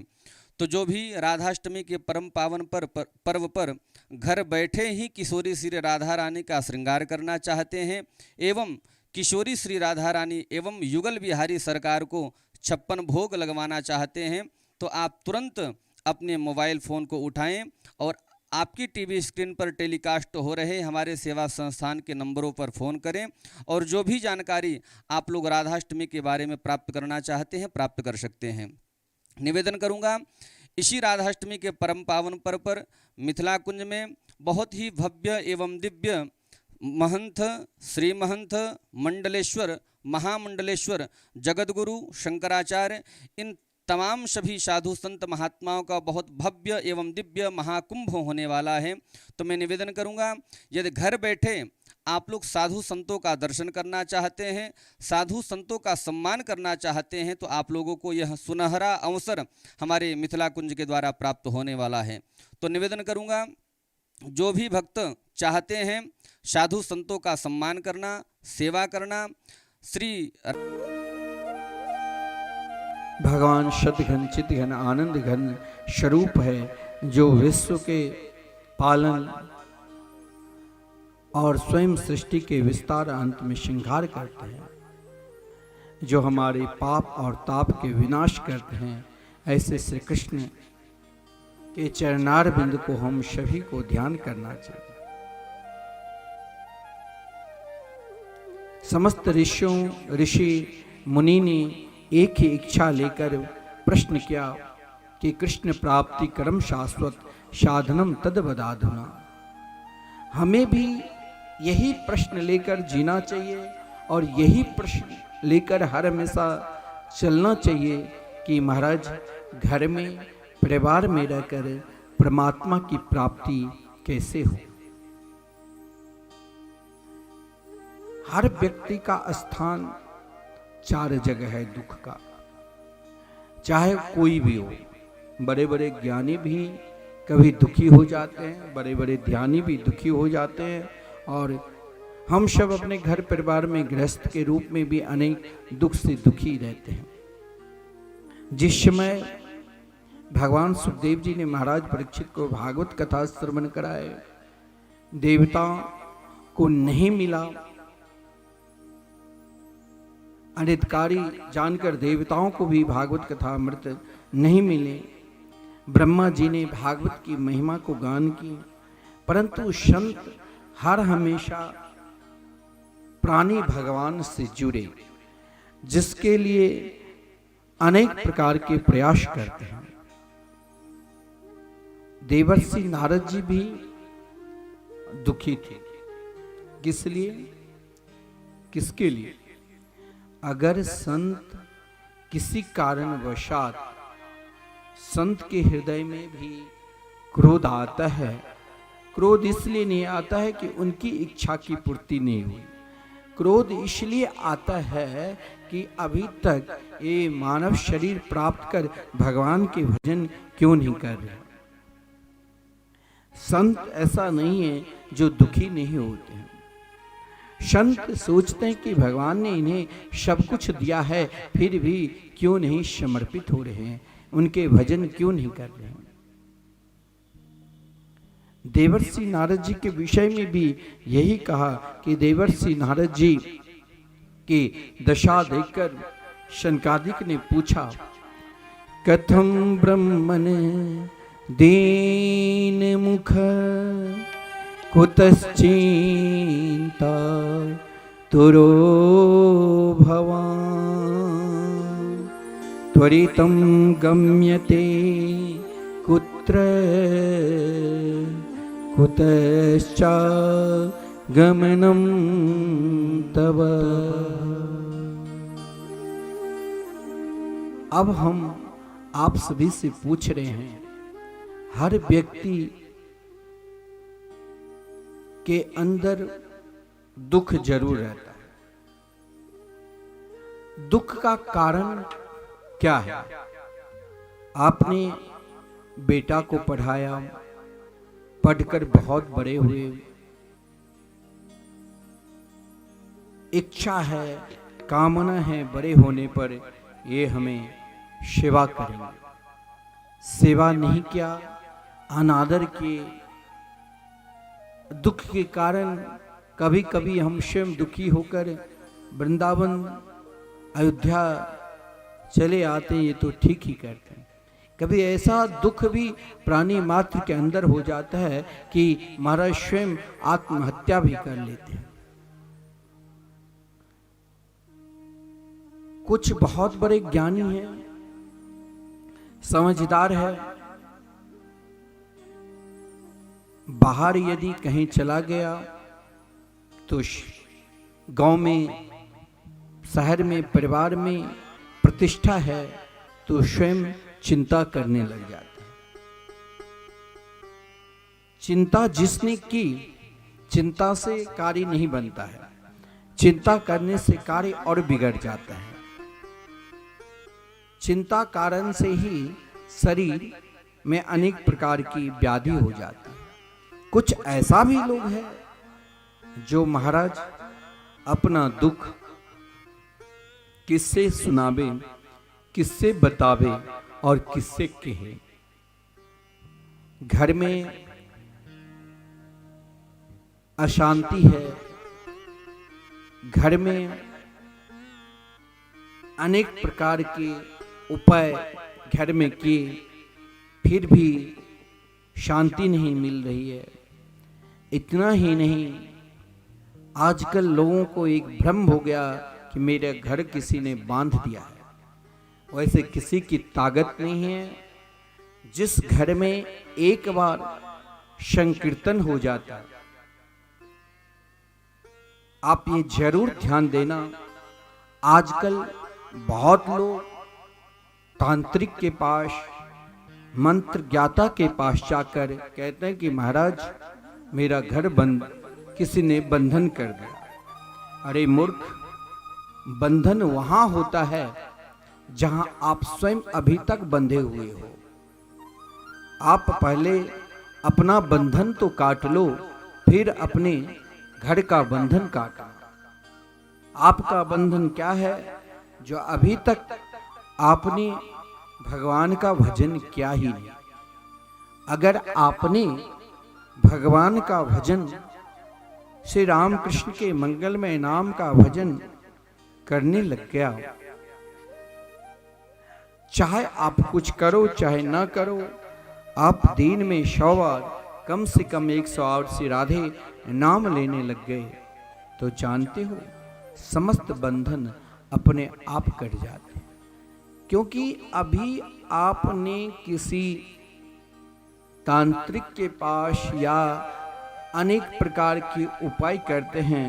त्वरितम गम्यते कुत्र कहा गया है। हर जगह जाकर महाराज ये बहुत बड़े ओझा है, इससे जरा कुछ पूजन करा लो, ये बहुत बड़े तांत्रिक है। तांत्रिक ने कहा ये तो स्वयं पागल है और इनको पागल और जरा बना दो। क्या? तो वो तांत्रिक बोलेंगे अरे नहीं, तेरा घर तो सही में बंधन का कार्य है। हाँ जरूर, जब आप स्वयं बंधन में बंध जाते हो, आप दिन रात्रि केवल रुपया के ही उद्यम करते हो, केवल घर के पोषण में ही लगे हो, भगवान के भजन कीर्तन सत्संग से कोई मतलब नहीं, तो घर बंध जाता है। क्योंकि मैंने एक संत से सुना, एक जगह भागलपुर की बात है, एक सेठ ने सुंदर महल कोठी बनाया। उस समय उसने 3 करोड़ रुपए खर्च करके महल बहुत सुंदर बना लिया। वो विदेश में रहता था। बरसों के बाद जब लौटे घर में, तो रात्रि में सब लगा कि शब्द कोई रो रहा है। चारों तरफ देखा तो कोई दिखाई नहीं देता है। फिर सोने की इच्छा की, फिर रोने लग गया। जो भी कोई जाता था उसे घर में जो बास करता था उसे पलट देता था, मारता था। अब वो घर में कोई रहता नहीं था। वो अनेक उपाय के बाद बड़े बड़े तांत्रिक को बुलाकर पूजन कराया। किसी ने कहा देख तेरे घर में मुंड किसी ने गाड़ दिया, किसी ने कहा तेरे घर को किसी ने बंधन कर दिया। अब उन कारण उसने बरसों उपाय कर लिए। बरसों उपाय करने के बाद भी फिर भी उस घर में कोई रहता ही नहीं था। अब वो दुख के कारण महाराज सोचा क्या करूं, मकान कोई खरीदता भी नहीं था, दुखी था, करोड़ों रुपया खर्च करने के बाद भी घर में रहता नहीं था। एक बार उसने वृंदावन आकर एक संत से मिले। संत ने कहा कि भाई तू क्यों दुखी हो? बोले महाराज मैंने 108 ब्राह्मणों को बुलाकर आहुति दिला लिया, पूजा पाठ की, यज्ञ किए, आज तक न जाने चलते चलते पैर थक गए, अनेक तीर्थ में जाकर अनेक प्रकार के उपाय किया, लेकिन इस घर में एक प्रेत बाधा है। वो प्रेत भागता ही नहीं, लगता है किसी ने बंधन कर दिया है। कोई कुछ बोलता है। महात्मा ने कहा देख बंधन तेरे अंदर ही है, तो जा और अपने घर में जितने भी रूम हैं, 100 रूम है तो 100 जगह संकीर्तन कराओ। 24 घंटे संकीर्तन नहीं, 1 साल तक निरंतर संकीर्तन कराते रहो और हर रूम में भागवत की पाठ, भागवत की पाठ और संकीर्तन में कराते ही महाराज वहां जो बैठा हुआ था प्रेत, उसने कहा अब हमें यहाँ रहने की जरूरत नहीं, अब हमें तो महाराज इस स्थान से भी श्रेष्ठ दिव्य स्थान मिलने वाले हैं। अब हम तो ठाकुर जी के निकट जा रहे हैं। हमने चैन से बैठकर यहाँ संकीर्तन का नाम, संकीर्तन का आनंद लिया और भागवत पाठ सुना। हमने आपको बार बार यदि श्रीधाम वृंदावन के लिए आपको बार बार प्रेरणा दे कि वृंदावन मिथिला कुंज में निरंतर संकीर्तन चल रहे हैं, तो मैं अपने लिए नहीं क्योंकि कीर्तन के लिए। यहाँ आपको कहीं किसी तांत्रिक के पास जाने की जरूरत नहीं। घर में किसी भी प्रकार के आजकल लोग कोई टोना टुटका बताते हैं तो उसे विशेषकर सुनता है, वही करता है। कुछ करने की जरूरत नहीं। समस्त टोना टुटका की एक ही उपाय है, युगल नाम संकीर्तन, राधे कृष्ण कृष्ण कृष्ण राधे राधे, राधे श्याम श्याम श्याम राधे राधे। आप पागल की तरह बेकार घूमते हो। आप विश्वास के साथ मैं कह रहा हूं कि आप पहले अपने घर में संकीर्तन करा कर देख लो, और एक दिन यदि आपने संकीर्तन करा लिया तो महाराज समस्त बाधा, जो जिसे आप भूत प्रेत बाधा, किसी भी प्रकार की बाधा है, फिर किसी भी प्रकार की टोना टटका करने की जरूरत नहीं। बस सीधे संकीर्तन कराओ। लेकिन इस संकीर्तन की ओर लोगों की विश्वास नहीं हो रहा। हरि नाम संकीर्तन क्या है? आप वृंदावन आओ और इन वृंदावन में एक रात्रि कम से कम मिथिला कुंज में निवास करके इन संकीर्तन में 1 घंटा बैठकर स्वयं संकीर्तन करो, तब आपको पता चलेगा कि संकीर्तन का क्या महत्व है। यदि इस भूमि से जहाँ संकीर्तन चल रहे हैं वहाँ की मिट्टी लेकर आप अपने घर के कहीं किसी भी जगह पर द्वार पर लगा दिया, तो मैं दावा के साथ कहता हूँ कभी भी किसी भी प्रकार की भूत प्रेत अन्य बाधाओं आपको कुछ बिगाड़ नहीं पाएगा। इसीलिए आपको हो सके तो आप जरूर से धाम वृंदावन में 1 दिन का संकीर्तन कराओ, और जब वृंदावन में आओ तो इस जगह की मिट्टी, इस जगह की ब्रज रज आप ले जाओ अपने घर, और समस्त बाधाओं के मात्र एक लाल कपड़े में बांधकर आप अपने द्वार पर केवल रखो। कहीं किसी भी भूत प्रेत की ताकत नहीं है जो आपके द्वार पर चले जाए।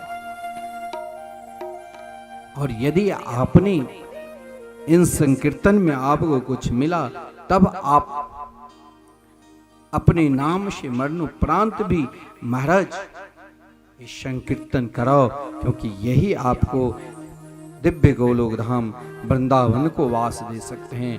आज तक जितने भी साधु संत, जितने भी भक्त को यदि ठाकुर जी दर्शन दिए हैं तो और कोई भी उपाय से नहीं, केवल संकीर्तन से, संतों की सेवा से और भागवत के सेवन से। देवर्षि नारद जी भी अगर चिंतित है, शनकादिक ने देखा तो यही पूछा था, कथम ब्रह्मणे दीन मुख कुतश्चिंता तुरो भवान् त्वरितं गम्यते कुत्र कुतश्चागमनं तव।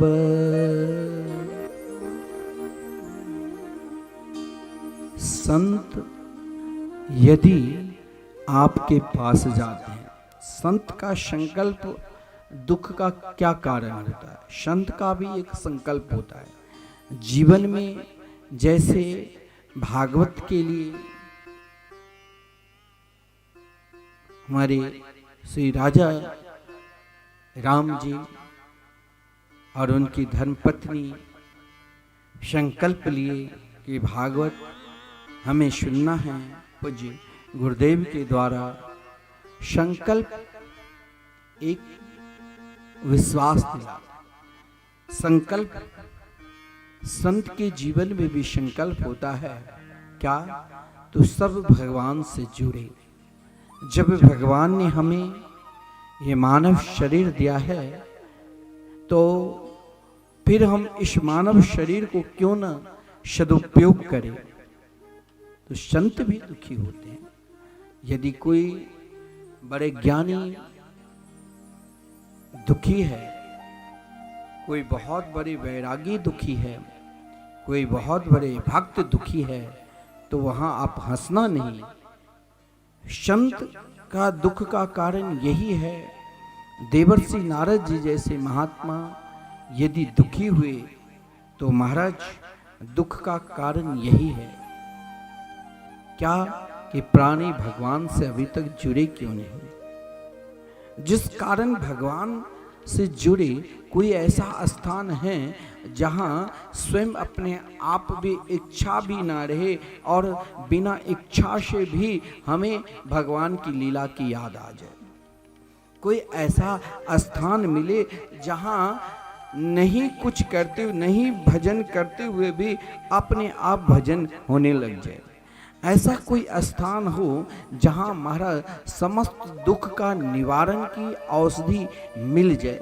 ऐसा कोई स्थान मिले जहां सब केवल अगर समस्त कार्य को करते हुए केवल एकमात्र भगवान के संकीर्तन करे, मुख उदास चिंतातुर इधर उधर हर जगह विचरण किए। और जब शनकादिक ने देखा तो पूछा, महाराज आप इस प्रकार कुतः चागमनम तव, आप जिस प्रकार दुखी होकर आए हैं और आप जैसे महात्मा का यह कर्तव्य नहीं है। कथम ब्रह्मन दीन मुखा कुतस चिंता तुरो भवा।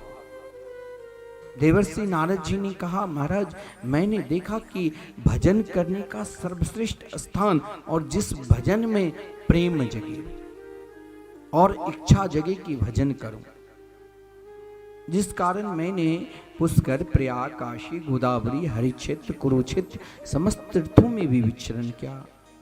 गृहस्थ के भी द्वार पर गए, सन्यासी के भी द्वार पर गए, सब जगह गए, लेकिन महाराज मुझे कहीं वो शांति नहीं मिली, वो सुख नहीं मिला, वो हृदय में प्रसन्नता नहीं मिली, जिस प्रसन्नता से हम समस्त प्राणियों को प्रसन्नता बतावे कि भाई अगर तुम्हें भजन करने के लिए मन नहीं लगता है, हम इच्छा प्रकट करते हैं कि हमें भजन करने में मन लगे, हम इच्छा करते हैं कि हमें भी ठाकुर जी से प्रेम करे, कन्हैया से प्रेम करे, राधा रानी के चरणों में समर्पित रहे, हमें भी ऐसा इच्छा है कि हम भी हर हमेशा मुस्कुराते रहें।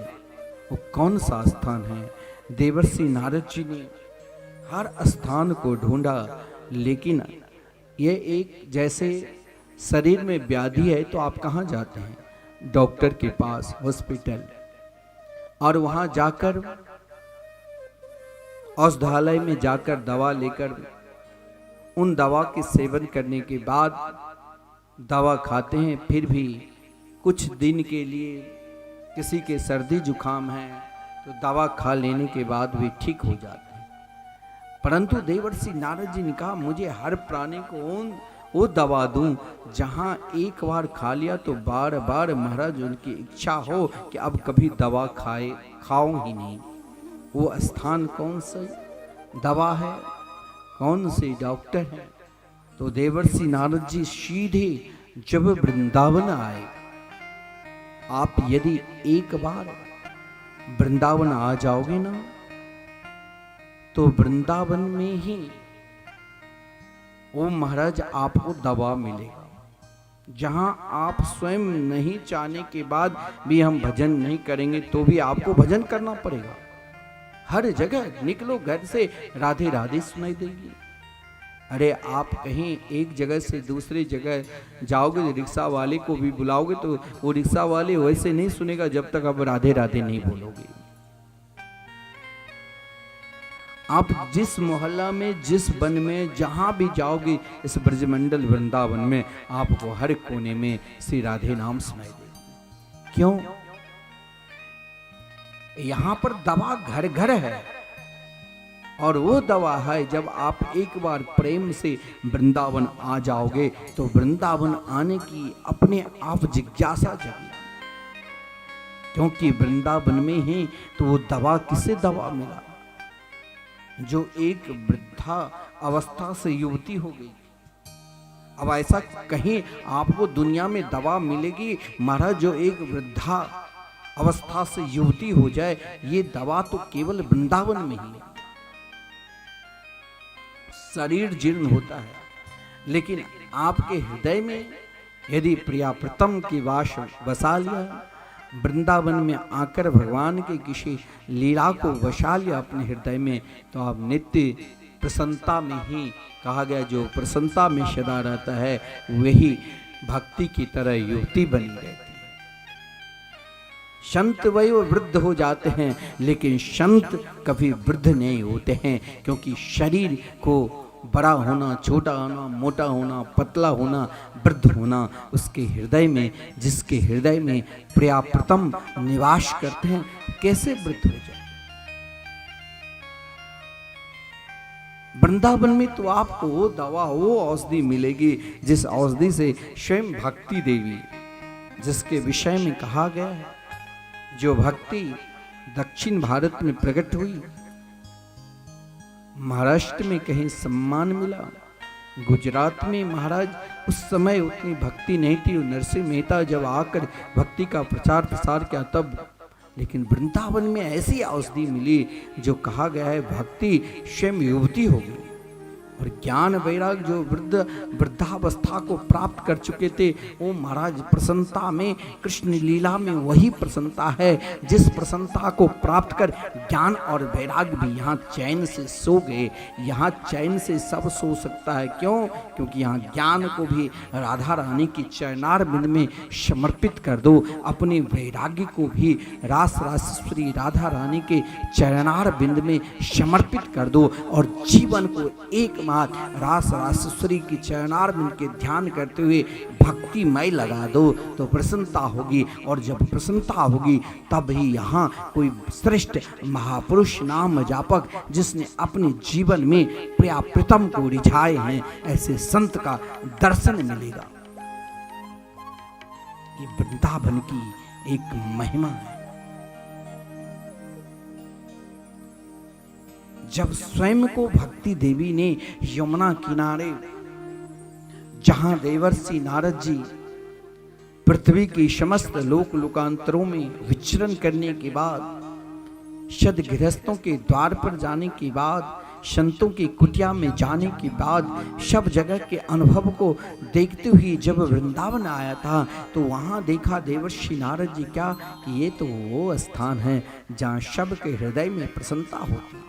या हर प्रकार के प्राणी बिना राधे नाम जब तक एक बार नहीं लेगा तब तक वो अन्न भी नहीं लेता है।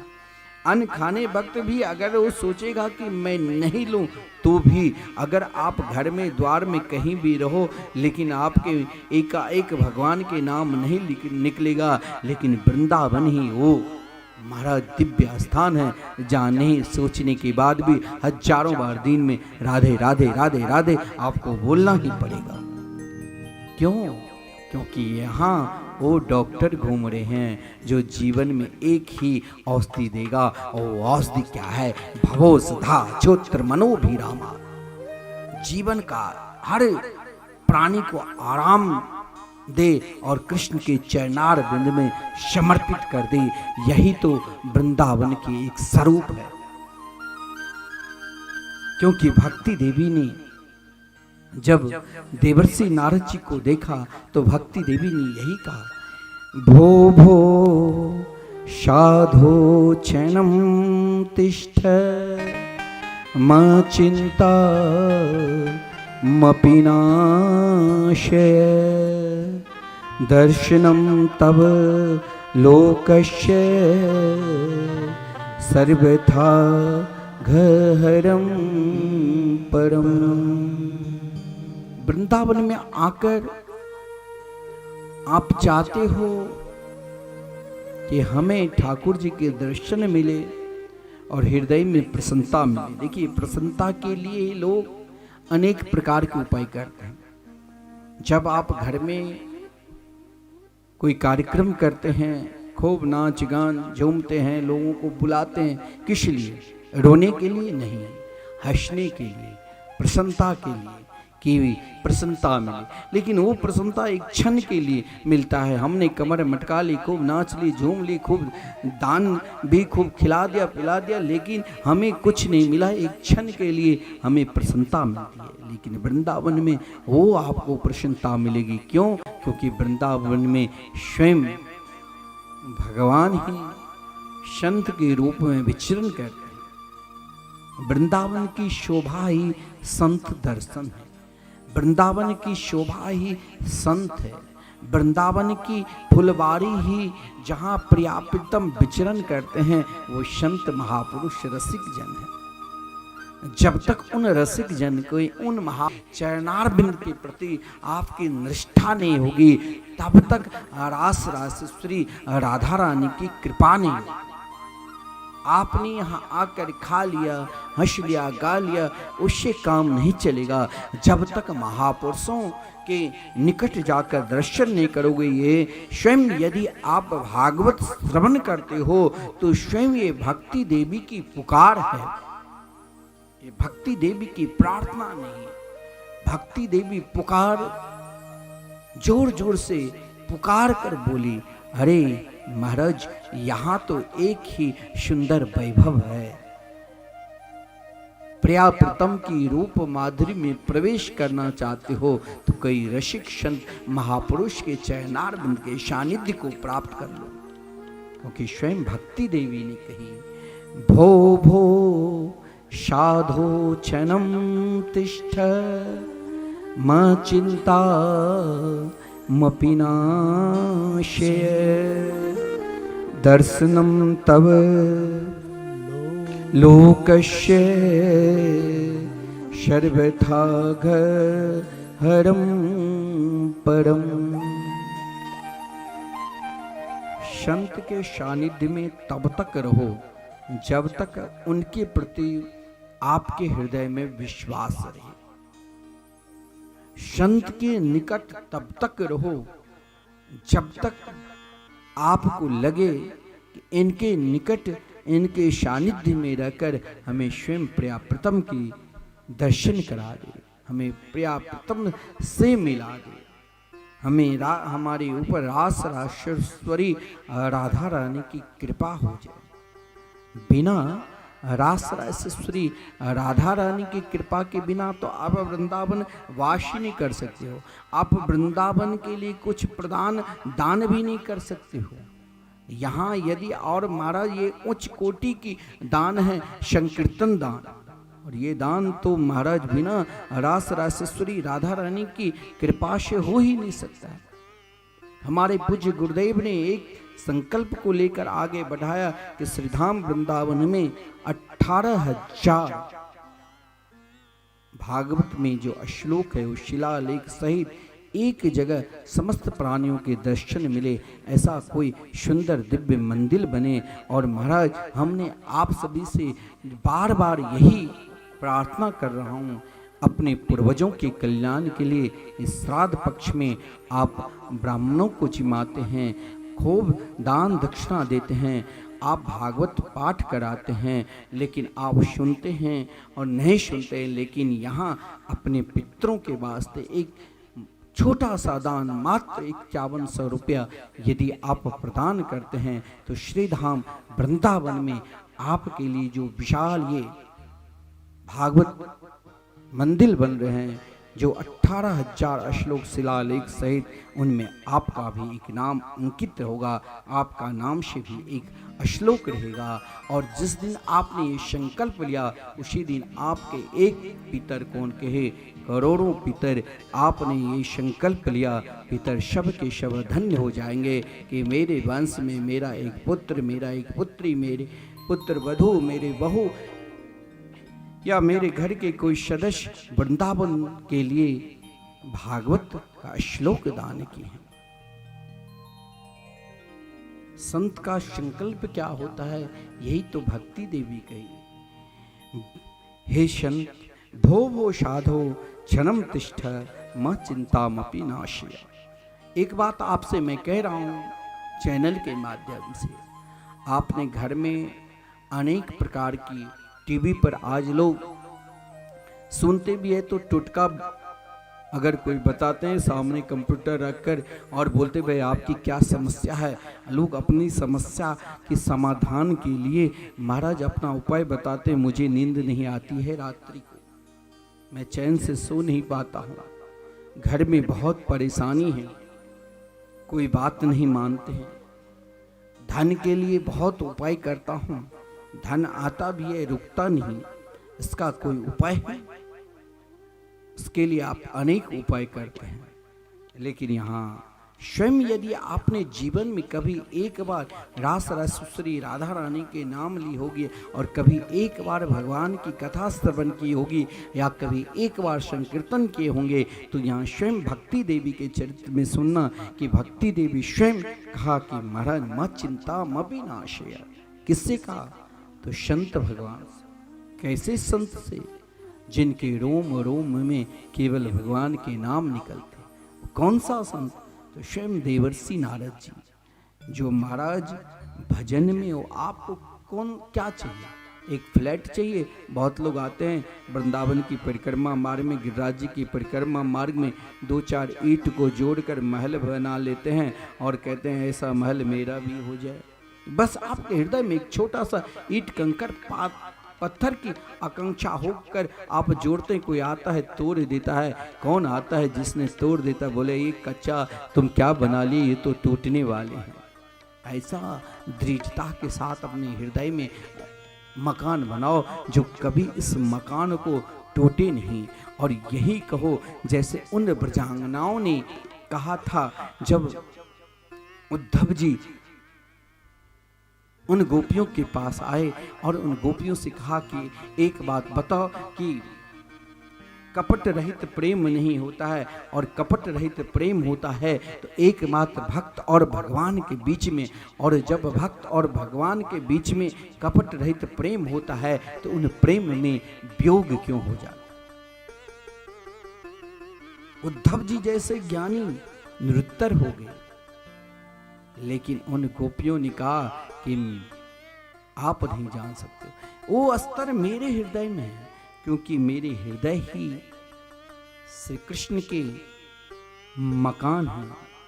और इन मकान में कृष्ण भजन के बिना, श्री कृष्ण दर्शन के बिना ये मकान में आग लग जाता है। कौन सा? तो विराग्नि रूपी आग।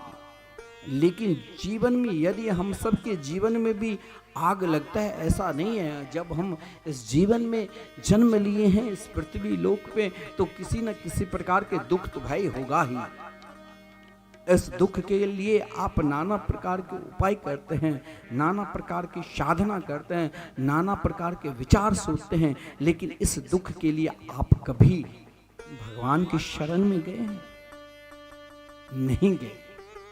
अगर भगवान के शरण में आप चले जाओगे तो आप दुखी रह ही नहीं सकते हो।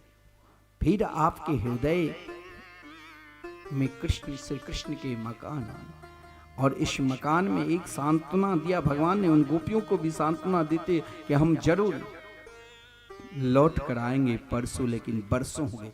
जीवन के हमें भी एक सांत्वना रखना चाहिए, एक विश्वास रखना चाहिए कि महाराज जब सद्गुरुदेव ने हमें कृष्ण नाम मंत्र दिया तो फिर हमें एक सांत्वना जरूर, श्री कृष्ण हमें दर्शन देंगे। अगर नहीं दर्शन दिया तो उनके नाम जाप करते करते उनमें मिल जाएंगे। उन मेरे शरीर के जो पंच तत्व है, पृथ्वी जल तेज वायु आकाश, अगर मेरे शरीर महाराज वृंदावन की वो महिमा है कृष्ण के, रास रासस्व राधा रानी श्री कृष्ण के, अगर हम चिंतन करते करते अपने शरीर को त्याग कर दिया तो मेरे शरीर में हो सकता है मैंने उनको क्या दूंगा। मैंने तो स्वयं को अगर उन्हें दे दिया तो वो जब हमारे हो गए तो मेरे शरीर में जो पृथ्वी मिट्टी तत्व है उस धूल में मिल जाए, जिस मार्ग से महापुरुष लोग श्री कृष्ण चलते हैं। मेरे शरीर में जो जल तत्व है उस जल में मिल जाए, जिस जल से श्री कृष्ण के नित्य स्नान किया जाता है। मेरे शरीर में जो अग्नि तत्व है उस दर्पण में मिल जाए, जिस दर्पण से श्री कृष्ण अपना मुख देखते हैं। मेरे शरीर में जो वायु तत्व है, हवा तत्व है, उस हवा में मिल जाए, जिस हवा से श्री कृष्ण को, जिस पंखा से श्री कृष्ण को हवा दी जाती है। बांके बिहारी में आप रोज दर्शन करते होंगे, बरसाने में रोज दर्शन करेंगे, जो बड़े बड़े संत महात्मा हवा उन पंखा को डुलाते रहते हैं कि महाराज हमने तो मेरे शरीर में जो वायु तत्व है मैं आपको समर्पित कर रहा हूँ। मेरे तस्त शरीर में आकाश तत्व उस मठाकाश में मिल जाए, जिस मंदिर में श्री कृष्ण निवास करते। किनके कृपा से? तो स्वयं भक्ति देवी कहती है जीवन की चिंता से आप दुखी मत रहो, उनकी समाधान एक ही है, दर्शनम तव लोकस्य। संतों के दर्शन, महापुरुषों के दर्शन केवल आप श्रीधाम वृंदावन में आप आए हो, परिक्रमा मार्ग में बैठ जाओ, हाथ जोड़कर खड़े रहो। ना जाने इन 24 घंटे में कितने बड़े बड़े भजनानंदी महापुरुष चलते रहेंगे। भाव यही करो कि हवा की झोंक, उनकी चरण की धूल मेरे ऊपर पड़ जाए। अगर वो धूल भी मेरे ऊपर पड़ जाते हैं तो एक जन्म कौन कहे, करोड़ों जन्म, अनंत जन्म के पाप एक पल में नष्ट हो जाते हैं। क्योंकि सर्वथा घ हरम परम। संतों के हृदय में संत सब कुछ छोड़ सकते हैं, लेकिन कभी प्रिया प्रीतम की नाम नहीं छोड़ते हैं। क्योंकि जिसने अघ को, पाप को नष्ट किया, और वही पाप को नष्ट करने वाले मेरे गोविंद का चिंतन सदा महापुरुष लोग करते रहते हैं। इसीलिए उनके दर्शन से सर्वथा धर्म परम। एक क्षण के लिए भी उनकी कृपा हो गई, एक क्षण के लिए उनके दर्शन हो गए, एक क्षण के लिए उनसे सत्संग हो गया, तो फिर हमें सोचने की जरूरत नहीं, फिर हमें तंत्र मंत्र की ओर जाने की जरूरत नहीं, फिर हमें अपनी शंका को समाधान करने के लिए किसी के पास जाने की जरूरत नहीं। फिर तो मेरे जीवन में एकमात्र प्रिया प्रीतम के मंगलमय नाम का स्मरण होते रहे, और फिर हमें यही सदा पुकारते रहना चाहिए। क्या?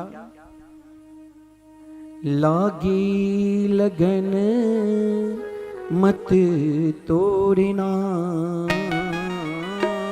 लागी लगन मत तोड़ना, लागी लगन मत तोड़ना, हरि जी मोहे लागी लगन मत तोड़ना, हरि जी मोरी लागी लगन मत तोड़ना, हरि जी मोरी लागी लगन मत तोड़ना, हरि जी मोरी लागी लगन मत तोड़ना, लागी लगन मत तोड़ना, लागी लगन मत तोड़ना, लागी लगन मत तोड़ना,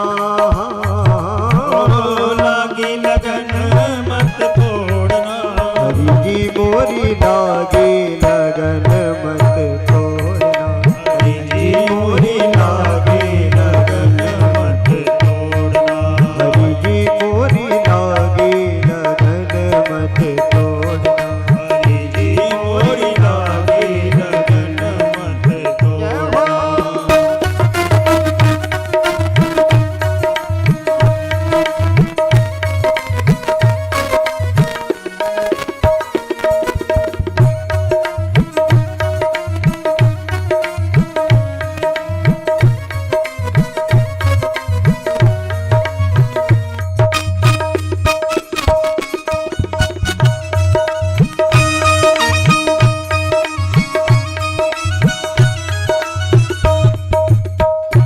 खेती बुआई मैंने तेरे नाम की, खेती बुआई मैंने तेरे नाम की, खेती बुआई मैंने तेरे नाम की, खेती बुआई मैंने तेरे नाम की, खेती बुआई मैंने तेरे नाम की, खेती बुआई मैंने तेरे नाम की, तेरे भरोसे मत छोड़ना, मेरे भरोसे मत छोड़ना,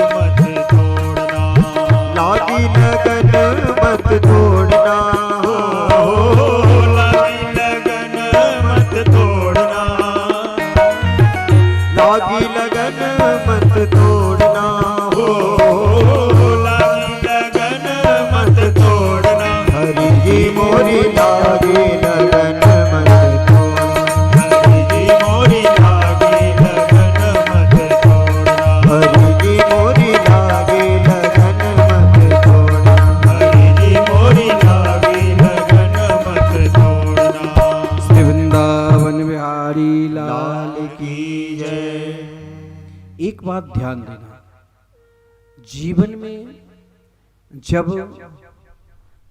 ठाकुर जी के चरणार बिंद को प्राप्त करना है तो कभी भी संत महात्मा के निकट जाकर अपनी महिमा को बखान नहीं करें। अपनी महिमा की कभी कभी बखान करने से हो सकता है संत ये जाने कि महाराज अभी तक इनके अंदर स्वयं को देहाभिमान है। जीवन तब तक भटकता रहता है जब तक मेरे अंदर अभिमान रहता है। इसीलिए भक्ति देवी ने क्या कही, बहुधा तब बाकीन दुख शांतिर भविष्यति यदा भाग्यम भवेत भूरि भवतो दर्शनम तदा।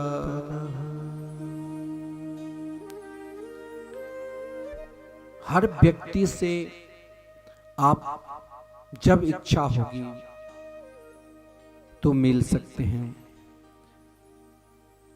फोन से बात कर सकते हैं, उनके निकट जा सकते हैं। इच्छा होगी कहीं घूमने जाओ तो आप तत्काल की टिकट लेकर घूमने भी जा सकते हैं। लेकिन एक बात ध्यान देना, अगर आप किसी महापुरुष नाम जापक संत के पास निकट जाते हो तो वहां आप केवल अपना प्रयास से ये मत सोच लेना कि मुझे अपना प्रयास से ही ऐसे महापुरुष के दर्शन मिले हैं। अगर आपके हृदय में अनेक प्रकार की वेदना है, दुख है, चिंता है, तो केवल महाराज उनके निकट जाने से ही वो शांति की अनुभव होगी, वो सुख का अनुभव होगा। जो महाराज जिन अनुभव से केवल एक ही अनुभव नहीं कि महाराज सुख का अनुभव, आपके हृदय का जो दुख होगा सब नष्ट हो जाएंगे, क्योंकि उनके दर्शन में, क्योंकि वो जीवन में सब कुछ छोड़ सकते हैं लेकिन कभी भगवान के चरणारविंद नहीं छोड़ते हैं। यही संत की विशेषता है। हम लोगों के अंदर वो विशेषता नहीं है, क्योंकि हम आज बहुत दान दे दिया, या आज हमने बहुत संकीर्तन कर लिया, आज हमने बहुत शुभ कार्य कर लिया, परंतु हमारी निष्ठा वो नहीं है जो हम निरंतर करते रहे। लेकिन संत के अंदर वो कार्य है जो सब कुछ छोड़ सकते हैं लेकिन भगवान के भजन कभी छोड़ सकते ही नहीं। देवर्षि नारद जी को भक्ति देवी ने अपना परिचय भी दिया। भक्ति देवी ने यहाँ तक भी कहा कि संसार में देखा जाता है कि पुत्र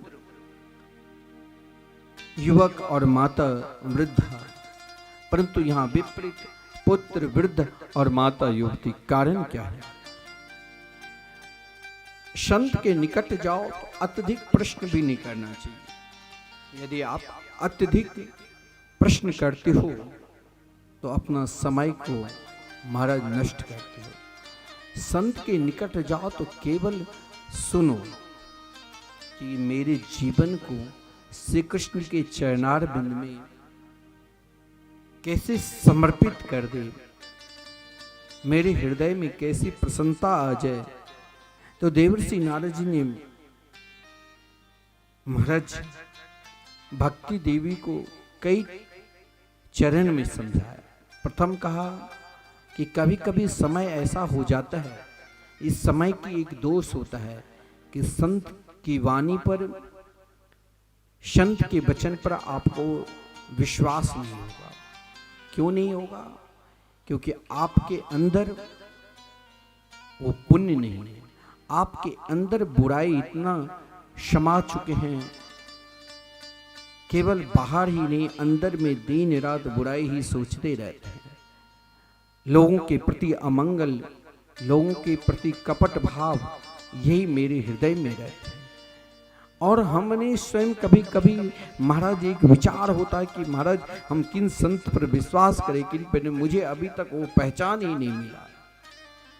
संत के पहचान के लिए भी आपको स्वयं उस मार्ग पर पहले आना पड़ेगा। निरंतर भगवान के चरणारविंद की भक्ति जब तक करोगे नहीं, तब तक आप चाहोगे, आप तो फिर वही कहेंगे अरे आजकल की साधु संतों को देख लिया। क्योंकि कुछ मीडिया चैनल वाले किसी को संत बना सकते हैं और किसी को कुछ कह सकते हैं, लेकिन हकीकत में जिस दिन आप उन महापुरुषों से मिल लोगे जिसके रोम रोम में केवल से कृष्ण नाम से राम नाम ही निकलते रहते हैं, फिर वो स्तर तक जाने के लिए महाराज आपको निरंतर सत्संग करना पड़ेगा, निरंतर महापुरुषों के प्रति विश्वास रखना पड़ेगा उन स्तर पर। क्योंकि महाराज ऐसा नहीं है जो तीर्थ स्थान में वृंदावन धाम में भी लाखों करोड़ों लोग आते हैं, परंतु करोड़ों लोग आया यहाँ दुकान में बढ़िया कचौरी खाकर पकौड़ी खाकर और कहीं भंडारा चलता है तो सोचते हैं कि महाराज भंडारा चल ही रहा है और उनमें अपना भरपेट खा लिया, सोचा चलो मैंने आज तो बहुत लोग का ऐसा भी सोच हो गया कि वृंदावन आने के बाद आश्रम में जाकर भंडारा या कहीं रोड पर मिलता है तो सोचता है चलो अब खर्चा करने की जरूरत नहीं, अब तो मैंने खा लिया। अरे भाई तूने नहीं खाया, तुमने अपने पुण्य को ही खा रहे हो। अगर जितने खाते हो उससे अधिक देकर जाओ। परंतु यहाँ तो बहुत लोग ऐसे भी हैं, मैंने देखा ऐसे ऐसे लोग आते हैं कि चलो रोड पर बांट रहा है, चलो अब ने खा लिया, अब मुझे क्या पैसा मैंने बचा लिया। क्योंकि मैं देखता हूँ कि कुंभ में बहुत लोग जाते हैं कल्पवास करने के लिए और वो महाराज अपने पास जो रुपया पैसा लेकर जाते हैं छुपा कर रखता है कि महाराज फिर लौट कर ले जाऊंगा। अरे चलो यहाँ तो भंडारा चलता है, खा लेता हूँ और फिर वही बहू बेटा के लिए वो रुपया छुपा छुपा कर रखते हैं। अरे इतना सुंदर समय मिला है आपको, आप भी उन संतों को खिलाओ, भंडारा करो। खिलाने में जो आनंद है वो खाने में आनंद नहीं मिलेगा। खिलाते चलो क्योंकि कहीं न कहीं उस झुंड में मेरे ठाकुर जी भी छुपे रहते हैं, वो भी उन संतों के साथ। भगवान भगवान की साथी कौन है? साधु संत महापुरुष जो उनके गुणगान करते रहते हैं, जो उनके साथ चलते। देवर्षि नारद जी देखो, देवर्षि नारद जी भजन के प्रताप से ही सर्वलोक वैकुंठ लोक और गोलोक धाम जहाँ चाहते थे, भजन में वो ताकत है जो आप हर जगह जा सकते हो। एक स्तर पर महाराज जरूरत ही नहीं है आप स्वर्ग में भजन के प्रताप से तो उस स्थान पर रह सकते हो जहाँ से लौट कर आना नहीं पड़ता है। देवर्षि नारद जी ने कहा लेकिन वो आपके अंदर अभी तक वो विश्वास है ही नहीं। हम तो महाराज केवल कमी ढूंढते हैं। संत, अरे महाराज आजकल संत भी मठ मंदिर वैसे ही बनाकर बैठे हैं जैसे हम उद्यम करते रहते हैं। ये आपका दोष नहीं। स्वयं देवर्षि नारद जी ने कहा कभी कभी क्या होता है समय का भी दोष हो जाता है। यह संतो विषीदंती प्रह्यसंति साधव धत्ते धैर्यम यो धीमान स धीरो पंडितोथवा। यह एक युग का धर्म है, ये एक युग का पहचान है। कभी कभी होता है कि हमें भी कभी जब हम अत्यधिक भजन करने लग जाते हैं तो भजन करते करते कभी जीवन में दुख भी आ जाए तो घबराना नहीं चाहिए। वहां एक आपके हृदय में एक और संत बैठा है, कौन? तो धैर्य। जीवन में अगर आप भगवान के मार्ग पर चल रहे हो तो केवल धैर्य की सहारा लो कि एक दिन बांके बिहारी की कृपा जरूर मेरे ऊपर होगी। इस दुनिया में तो सुख और दुख आता ही रहता है। देवर्षि नारद जी ने भक्ति देवी को कलयुग के विषय में भी समझाया और महाराज व्यक्ति का स्वभाव के विषय में भी दिखाया कि महाराज किस स्वभाव आज व्यक्ति कहाँ कहाँ किस स्वभाव के हो गए, ये भी दिखाया। धर्म को महाराज आज किस प्रकार खंड मंड करके लोग अपना धर्म चलाने लगे भागवत की आड़ में। आजकल महाराज भागवत भगवान तो इतने सहज है, अगर हम महाराज अनेक प्रकार की अवगुण करें और वो अवगुण वो नहीं देखते हैं। यही तो ये रास राशि श्री राधा रानी की कृपा है। हमारे अवगुण को कभी नहीं देखेंगे। वो महाराज केवल हम एक बार राधे राधे बोलते हैं तो उन गुण को ही गाते रहते। अगर महाराज वो अवगुण देखने लग जाए तो हम तो एक पल फिर उनके निकट जा ही नहीं सकते हैं। वो केवल गुण देखते हैं। भागवत को महाराज आजकल लोग कहां से कहां पहुंचा दिया। किसी ने हमसे कहा कि देखो महाराज आजकल चैनल के माध्यम से भागवत कथा सुनकर आप चाहोगे कि सुनाकर आप चाहोगे कि वृंदावन के लिए आपको उनके हृदय में दान की प्रवृत्ति हो जाए। ये नितांत संभव है। आजकल तो खिस्सा से कहानी सुनाओ, हंसाओ, चुटकुला सुनाओ। क्या भागवत में ये सब वर्णन है? आज की तथा कथित व्यास लोग क्या बोल रहे हैं? भागवत में सब कुछ है लेकिन उसे छोड़कर ना जाने। ये लिखा है भागवत में ही, विप्रेर भागवती वार्ता गेहे गेहे जने जने कारिता कर्ण लोभे न कथा सारस ततोगत। कोई वक्ता हमें महाराज क्या उपाय बताएंगे? वही टुटका टोना इस करने से ये लोहा की बरकती, कोई कहेंगे ये चावल फेंकने से, चावल को लाल फेंकने से आपको ये मिलेगा, कोई कहेंगे आप अति पानी में डुबकी लगाने से आपको धन मिलेगा। पता नहीं क्या क्या बता बता कर वो अपने समय महाराज कहां से कहां भेज रहा। उन्हें तो केवल केवल धन किस प्रकार आवे, लेकिन भागवत में कण कण में प्रियाप्रतम के वर्णन है। समय महाराज चैनल के माध्यम से आप कथा कर रहे हो, समय कम है। अब प्राणी मात्र को ऐसा उपदेश दो कि उस समय हाथ में झोली माला लेकर भजन करने लग जाए।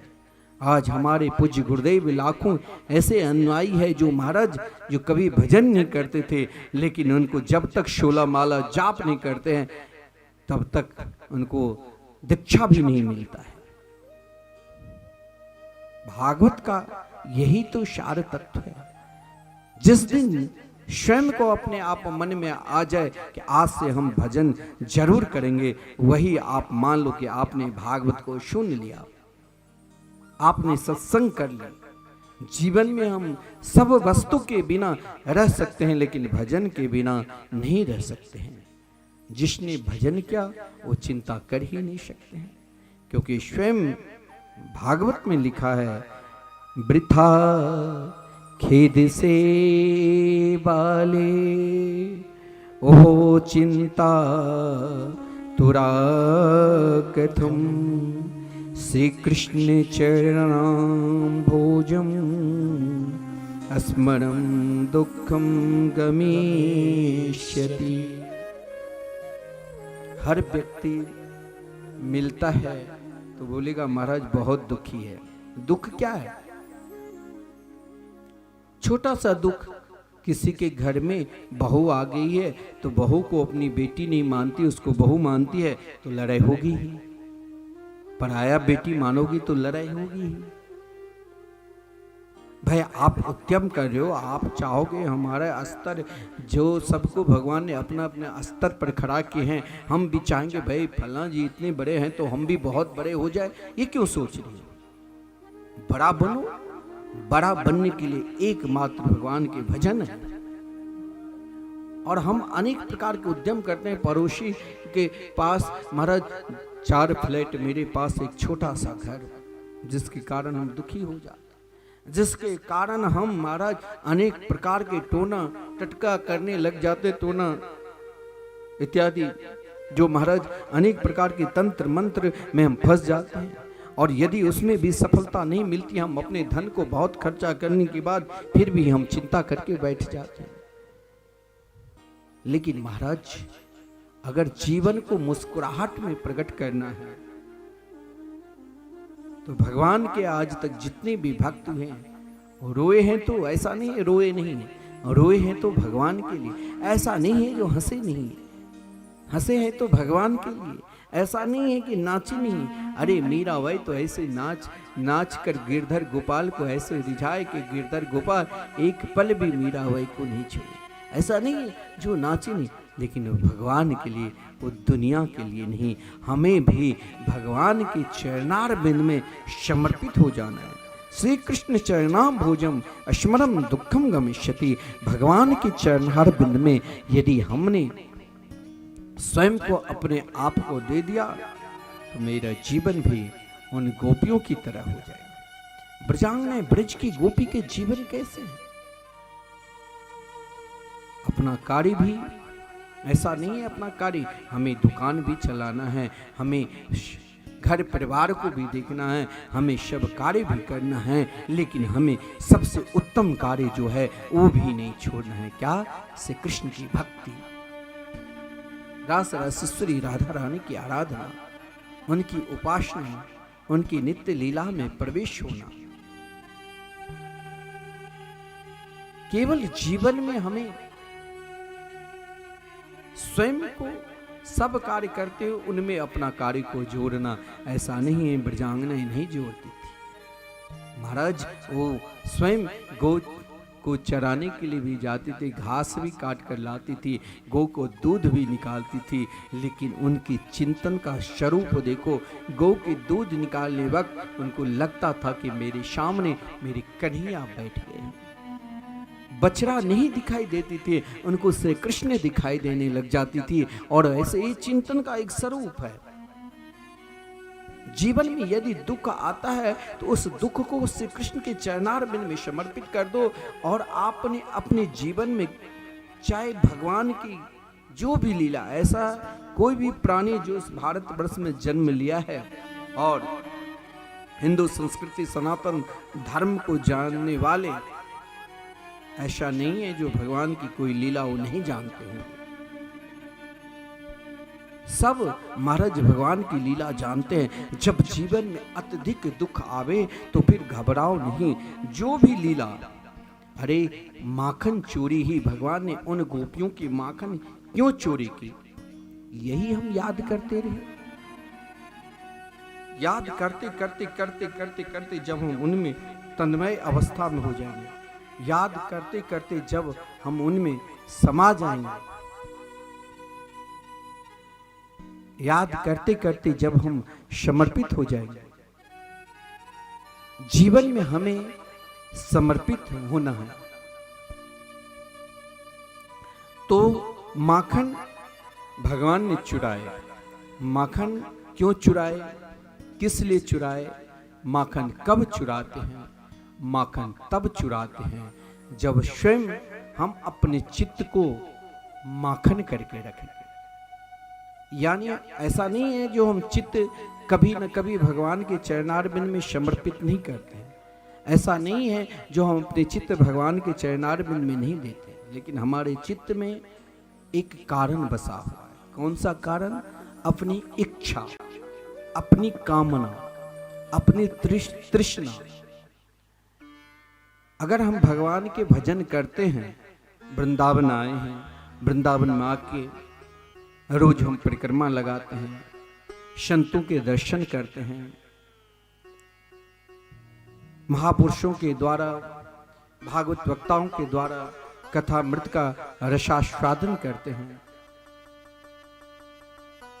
चित्त में कहीं न कहीं जरूर वो चित्त चोर बैठा है, परंतु हमारी कामना है, हमारी इच्छा है। वृंदावन आने के बाद भी अगर मन दुखी रहे, मन में अनेक प्रकार की दुख रहे, तो कमी वो भगवान के चरणारविंद में नहीं, कमी आपके अंदर है, क्योंकि आपने अपने मन और अपने चित्त को अनेक जगह बांट दिया है।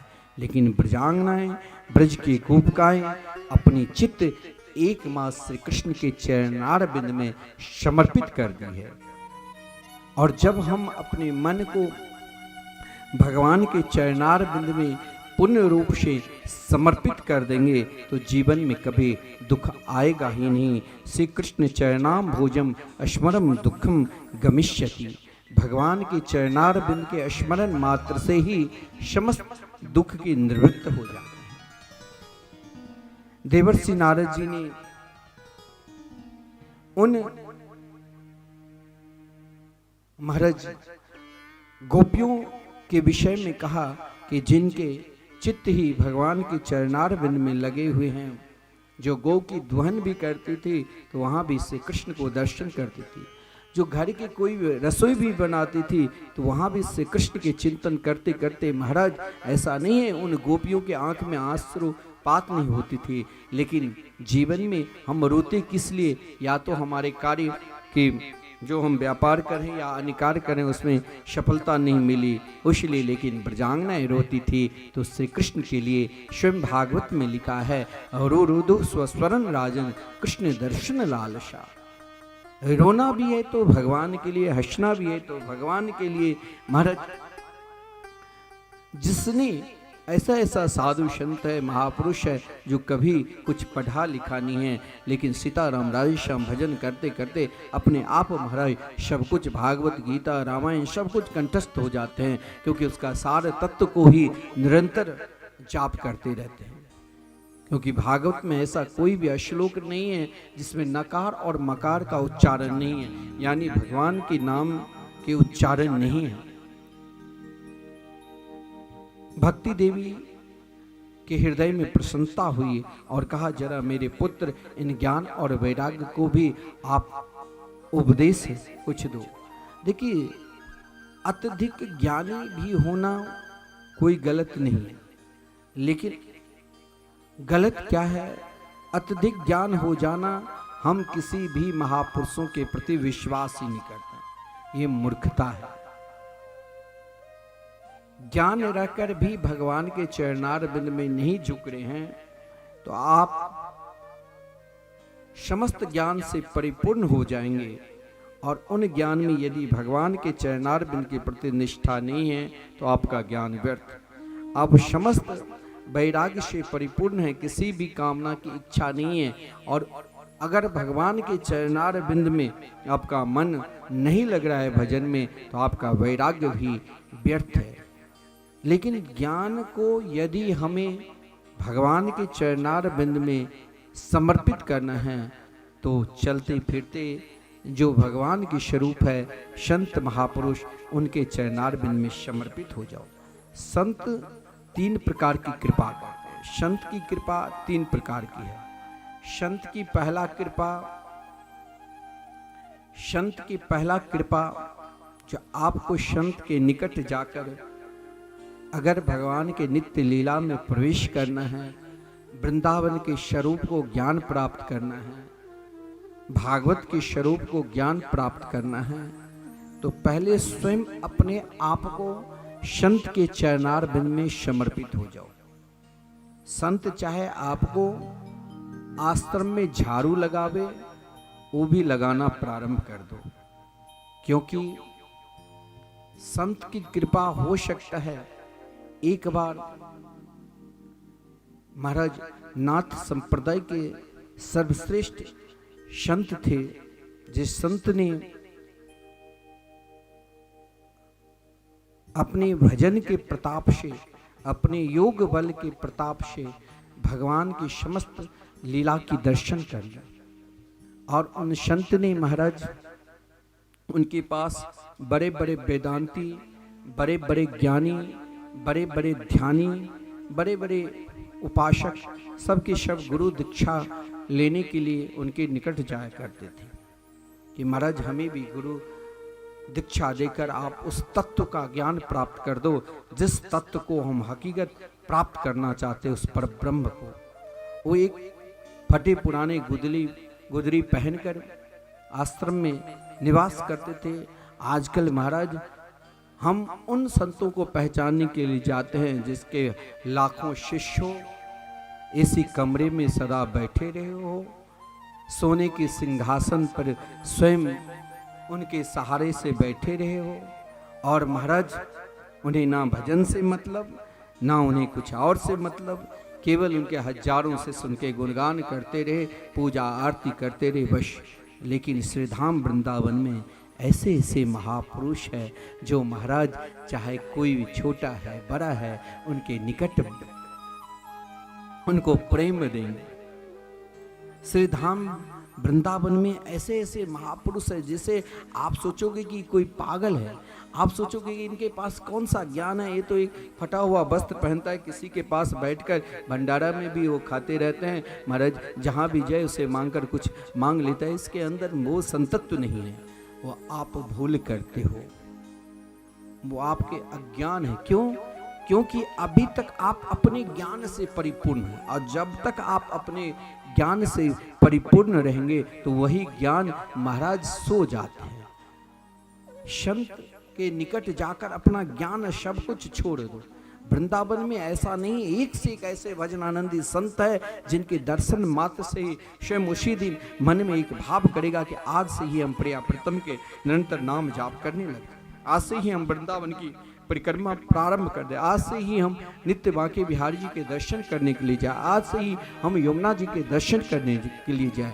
लेकिन हमें केवल जो बहुत बड़े जिसका नाम है चैनल में जहाँ तहाँ नाम वही, उसी को हम सब कुछ मानते हैं, लेकिन संत का नाम वही है। बड़े बड़े महाराज, उनके पास वेदांती बड़े बड़े तत्व के ज्ञानी उनके निकट थे।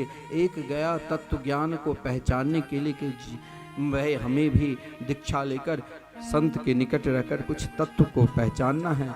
जब गया तो गुरुदेव ने उससे कहा कि हमें दीक्षा दो।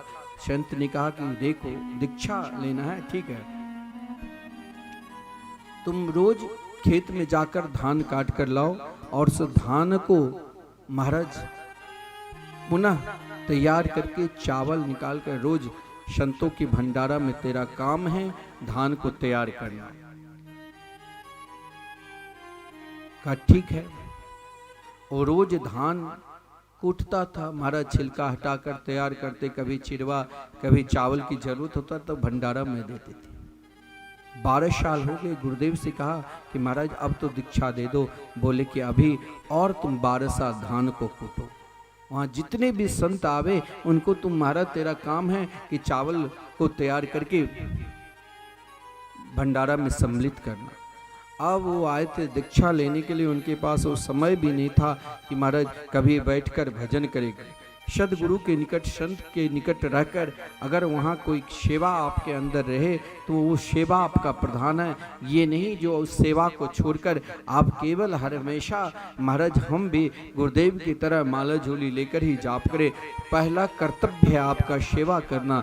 उसने अपने जीवन में गुरुदेव की आज्ञा को मानकर रोज धान कूटता, और धान कूटने के बाद जो चावल तैयार करके भंडारा में जो भात बनता वो और या चिरवा उसको समर्पित करता। गुरुदेव वयोवृद्ध हो गए, एक फटे हुए गुदरी पहनकर रहा करते थे। आज सभी शिष्यों को बुलाया और अपने जिस कुटिया में निवास करते थे वहाँ एक दीवार पे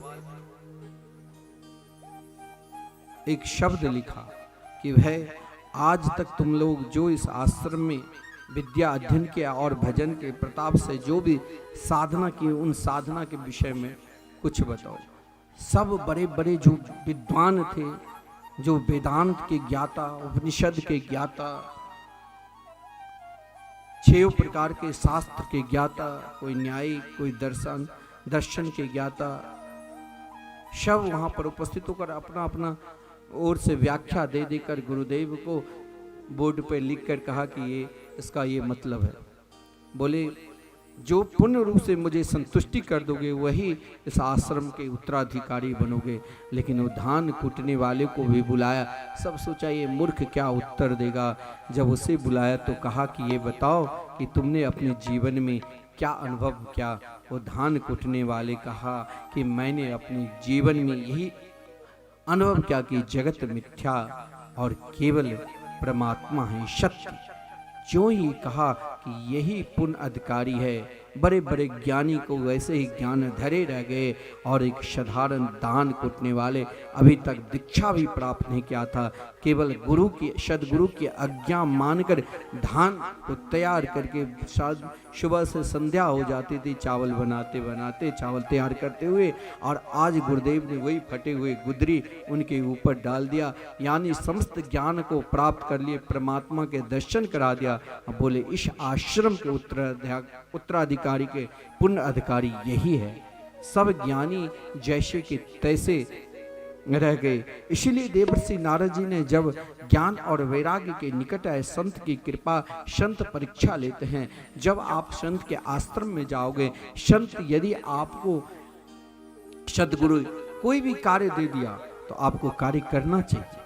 गुरुदेव ने कहा कि संकीर्तन में आप सम्मिलित हो तो संकीर्तन में, गुरुदेव ने कहा भागवत मंदिर में आपको सहयोग करना है तो सहयोग करना चाहिए। गुरुदेव की आज्ञा पर चलना चाहिए। संत की आज्ञा ही महाराज, अगर सर्वोपरि उस स्थान को प्राप्त करना है कि सदा मुस्कुराना है तो संत की आज्ञा मानो। संत पहले आज्ञा देते हैं कि भगवान के भजन करो, सत्संग करो।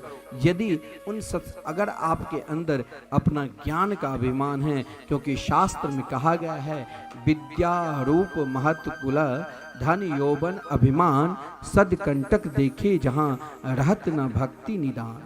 जहाँ अपना अभिमान लेकर आप रहोगे वहाँ कुछ नहीं मिलेगा, लेकिन जहाँ संत की आज्ञा मानकर आप उनके चरणारविंद में समर्पित रहोगे तो आपको सब कुछ मिल जाएगा। तो देवर्षि नारद जी ने महाराज पहले उनको जगाया। जगाना यानी संत प्रेरणा देते हैं कि भगवत कार्य के लिए भगवान की सेवा में लगे रहो। फिर जब उस स्तर तक जब पहुंचता है, प्रथम स्तर है कि जहां आप किसी महापुरुषों की कृपा प्राप्त करना चाहते हो तो वहां सेवा में लग जाओ। झाड़ू लगाना भी आपका भजन है, मंदिर में सेवा मिली तो मंदिर में सेवा करना भी आपका भजन है, रसोई में पुरस्कारी करने का मिले तो पुरस्कारी करना भी आपका भजन है, थाली धोने का सेवा मिले तो थाली धोना भी आपका भजन है। तब फिर उसके जीवन का दूसरा स्तर होता है सद्गुरु की कृपा, संत की कृपा, जो अब वो अपने अंदर जो जिस ज्ञान को प्राप्त करके भगवान के भजन में उनको मन लगा वो ज्ञान बांटते हैं। तो देवर्षि नारद जी भी दूसरा चरण में ज्ञान और वैराग्य को मुखम संयोज्य करनाते शब्द मुच्चे समुच्चरण, बार बार गीता की पाठ, बार बार वेदांत की पाठ, अनेक उपनिषदों की पाठ श्रवण कराया। कभी कभी होता है सत्संग करते करते या संतों पर विश्वास करते करते इच्छा होगी कि हम भी भगवत भजन करें, ज्ञान वैराग्य की भी इच्छा हुई कि हम भी उठकर सत्संग में सम्मिलित हो, लेकिन उड़ता गीत पड़ता। लेकिन कुछ क्षण और देवर्षि नारद जी प्रयास किया। देखिए जीवन में कभी अपना प्रयास, आप भगवत भजन करते हो, अनेक प्रकार की साधना करते हो, अनेक प्रकार की उपासना करते हो सकता है अपना प्रयास से उन जहाँ तक जिस स्तर तक हमें पहुँचना है उन स्तर पर हम नहीं पहुँच रहे हैं, और हम निरंतर भगवत भजन कर रहे हैं, निरंतर हम सत्कार्य कर्म कर रहे हैं, फिर भी हम उस स्तर पर नहीं पहुंच रहे हैं, तब घबराना नहीं चाहिए। बहुत लोग घबराकर, आज प्रथम दुख का कारण यही है हमें अभी तक भगवान के ऊपर पूर्ण रूप से विश्वास हुआ ही नहीं, हम विचलित हो जाते हैं। जीवन में अगर थोड़ा सा भी दुख मिल गया तो हम भगवत भजन छोड़ देते हैं, परंतु संत भजन नहीं छोड़ते हैं, संत विश्वास करने लग जाते हैं। देवर्षि नारद जी ने देखा अब मैंने अपना प्रयास सब कुछ कर लिया। संत अब का जब अपना प्रयास नहीं चलता है तो भगवान के प्रयास पर पूर्ण रूप से विश्वास करने लग जाते हैं।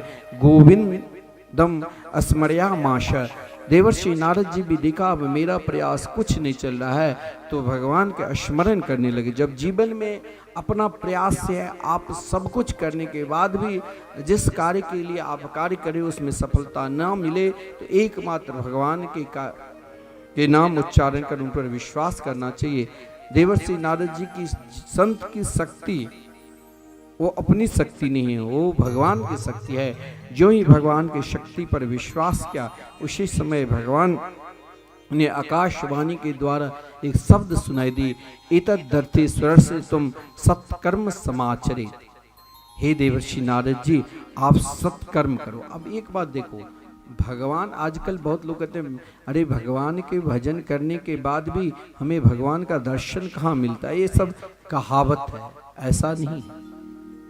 भगवान ने स्वयं कहा सत्कर्म करो आकाशवाणी के द्वारा, लेकिन अर्थ भी बता सकते हैं। लेकिन भगवान ने सोचा इस अर्थ को जो मेरे सर्वश्रेष्ठ प्रिय हैं, कौन?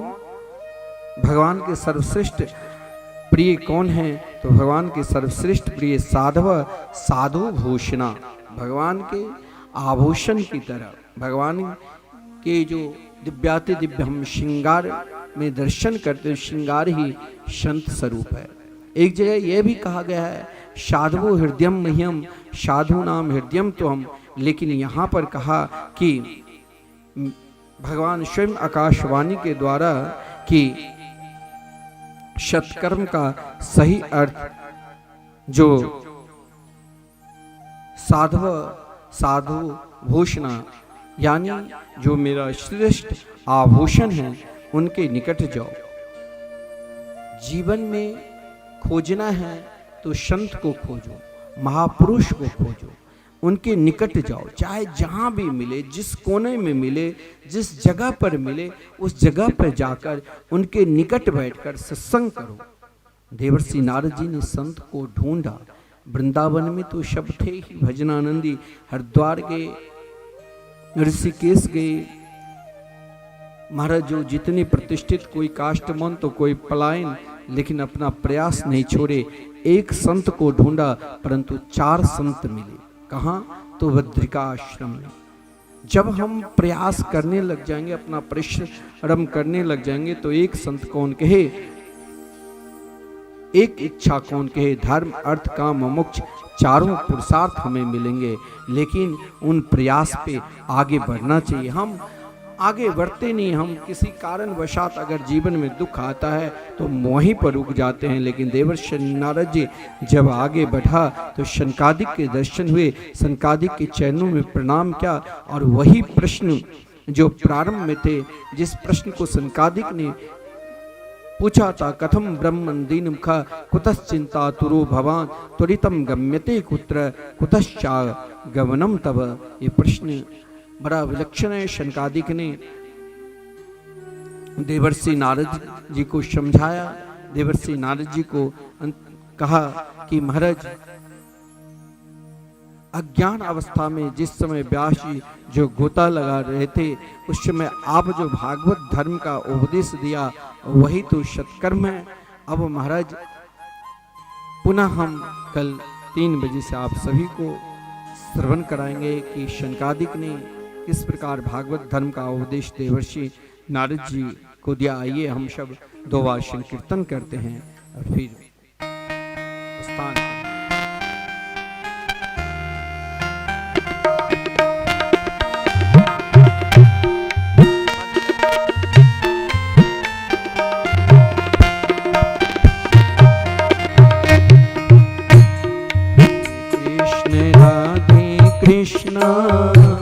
कृष्ण कृष्ण राधे राधे, राधे श्याम राधे श्याम, श्याम श्याम राधे राधे, राधे कृष्ण कृष्ण, कृष्ण कृष्ण राधे राधे, राधे श्याम श्याम, श्याम श्याम राधे राधे, राधे कृष्ण कृष्ण, कृष्ण कृष्ण राधे राधे, राधे श्याम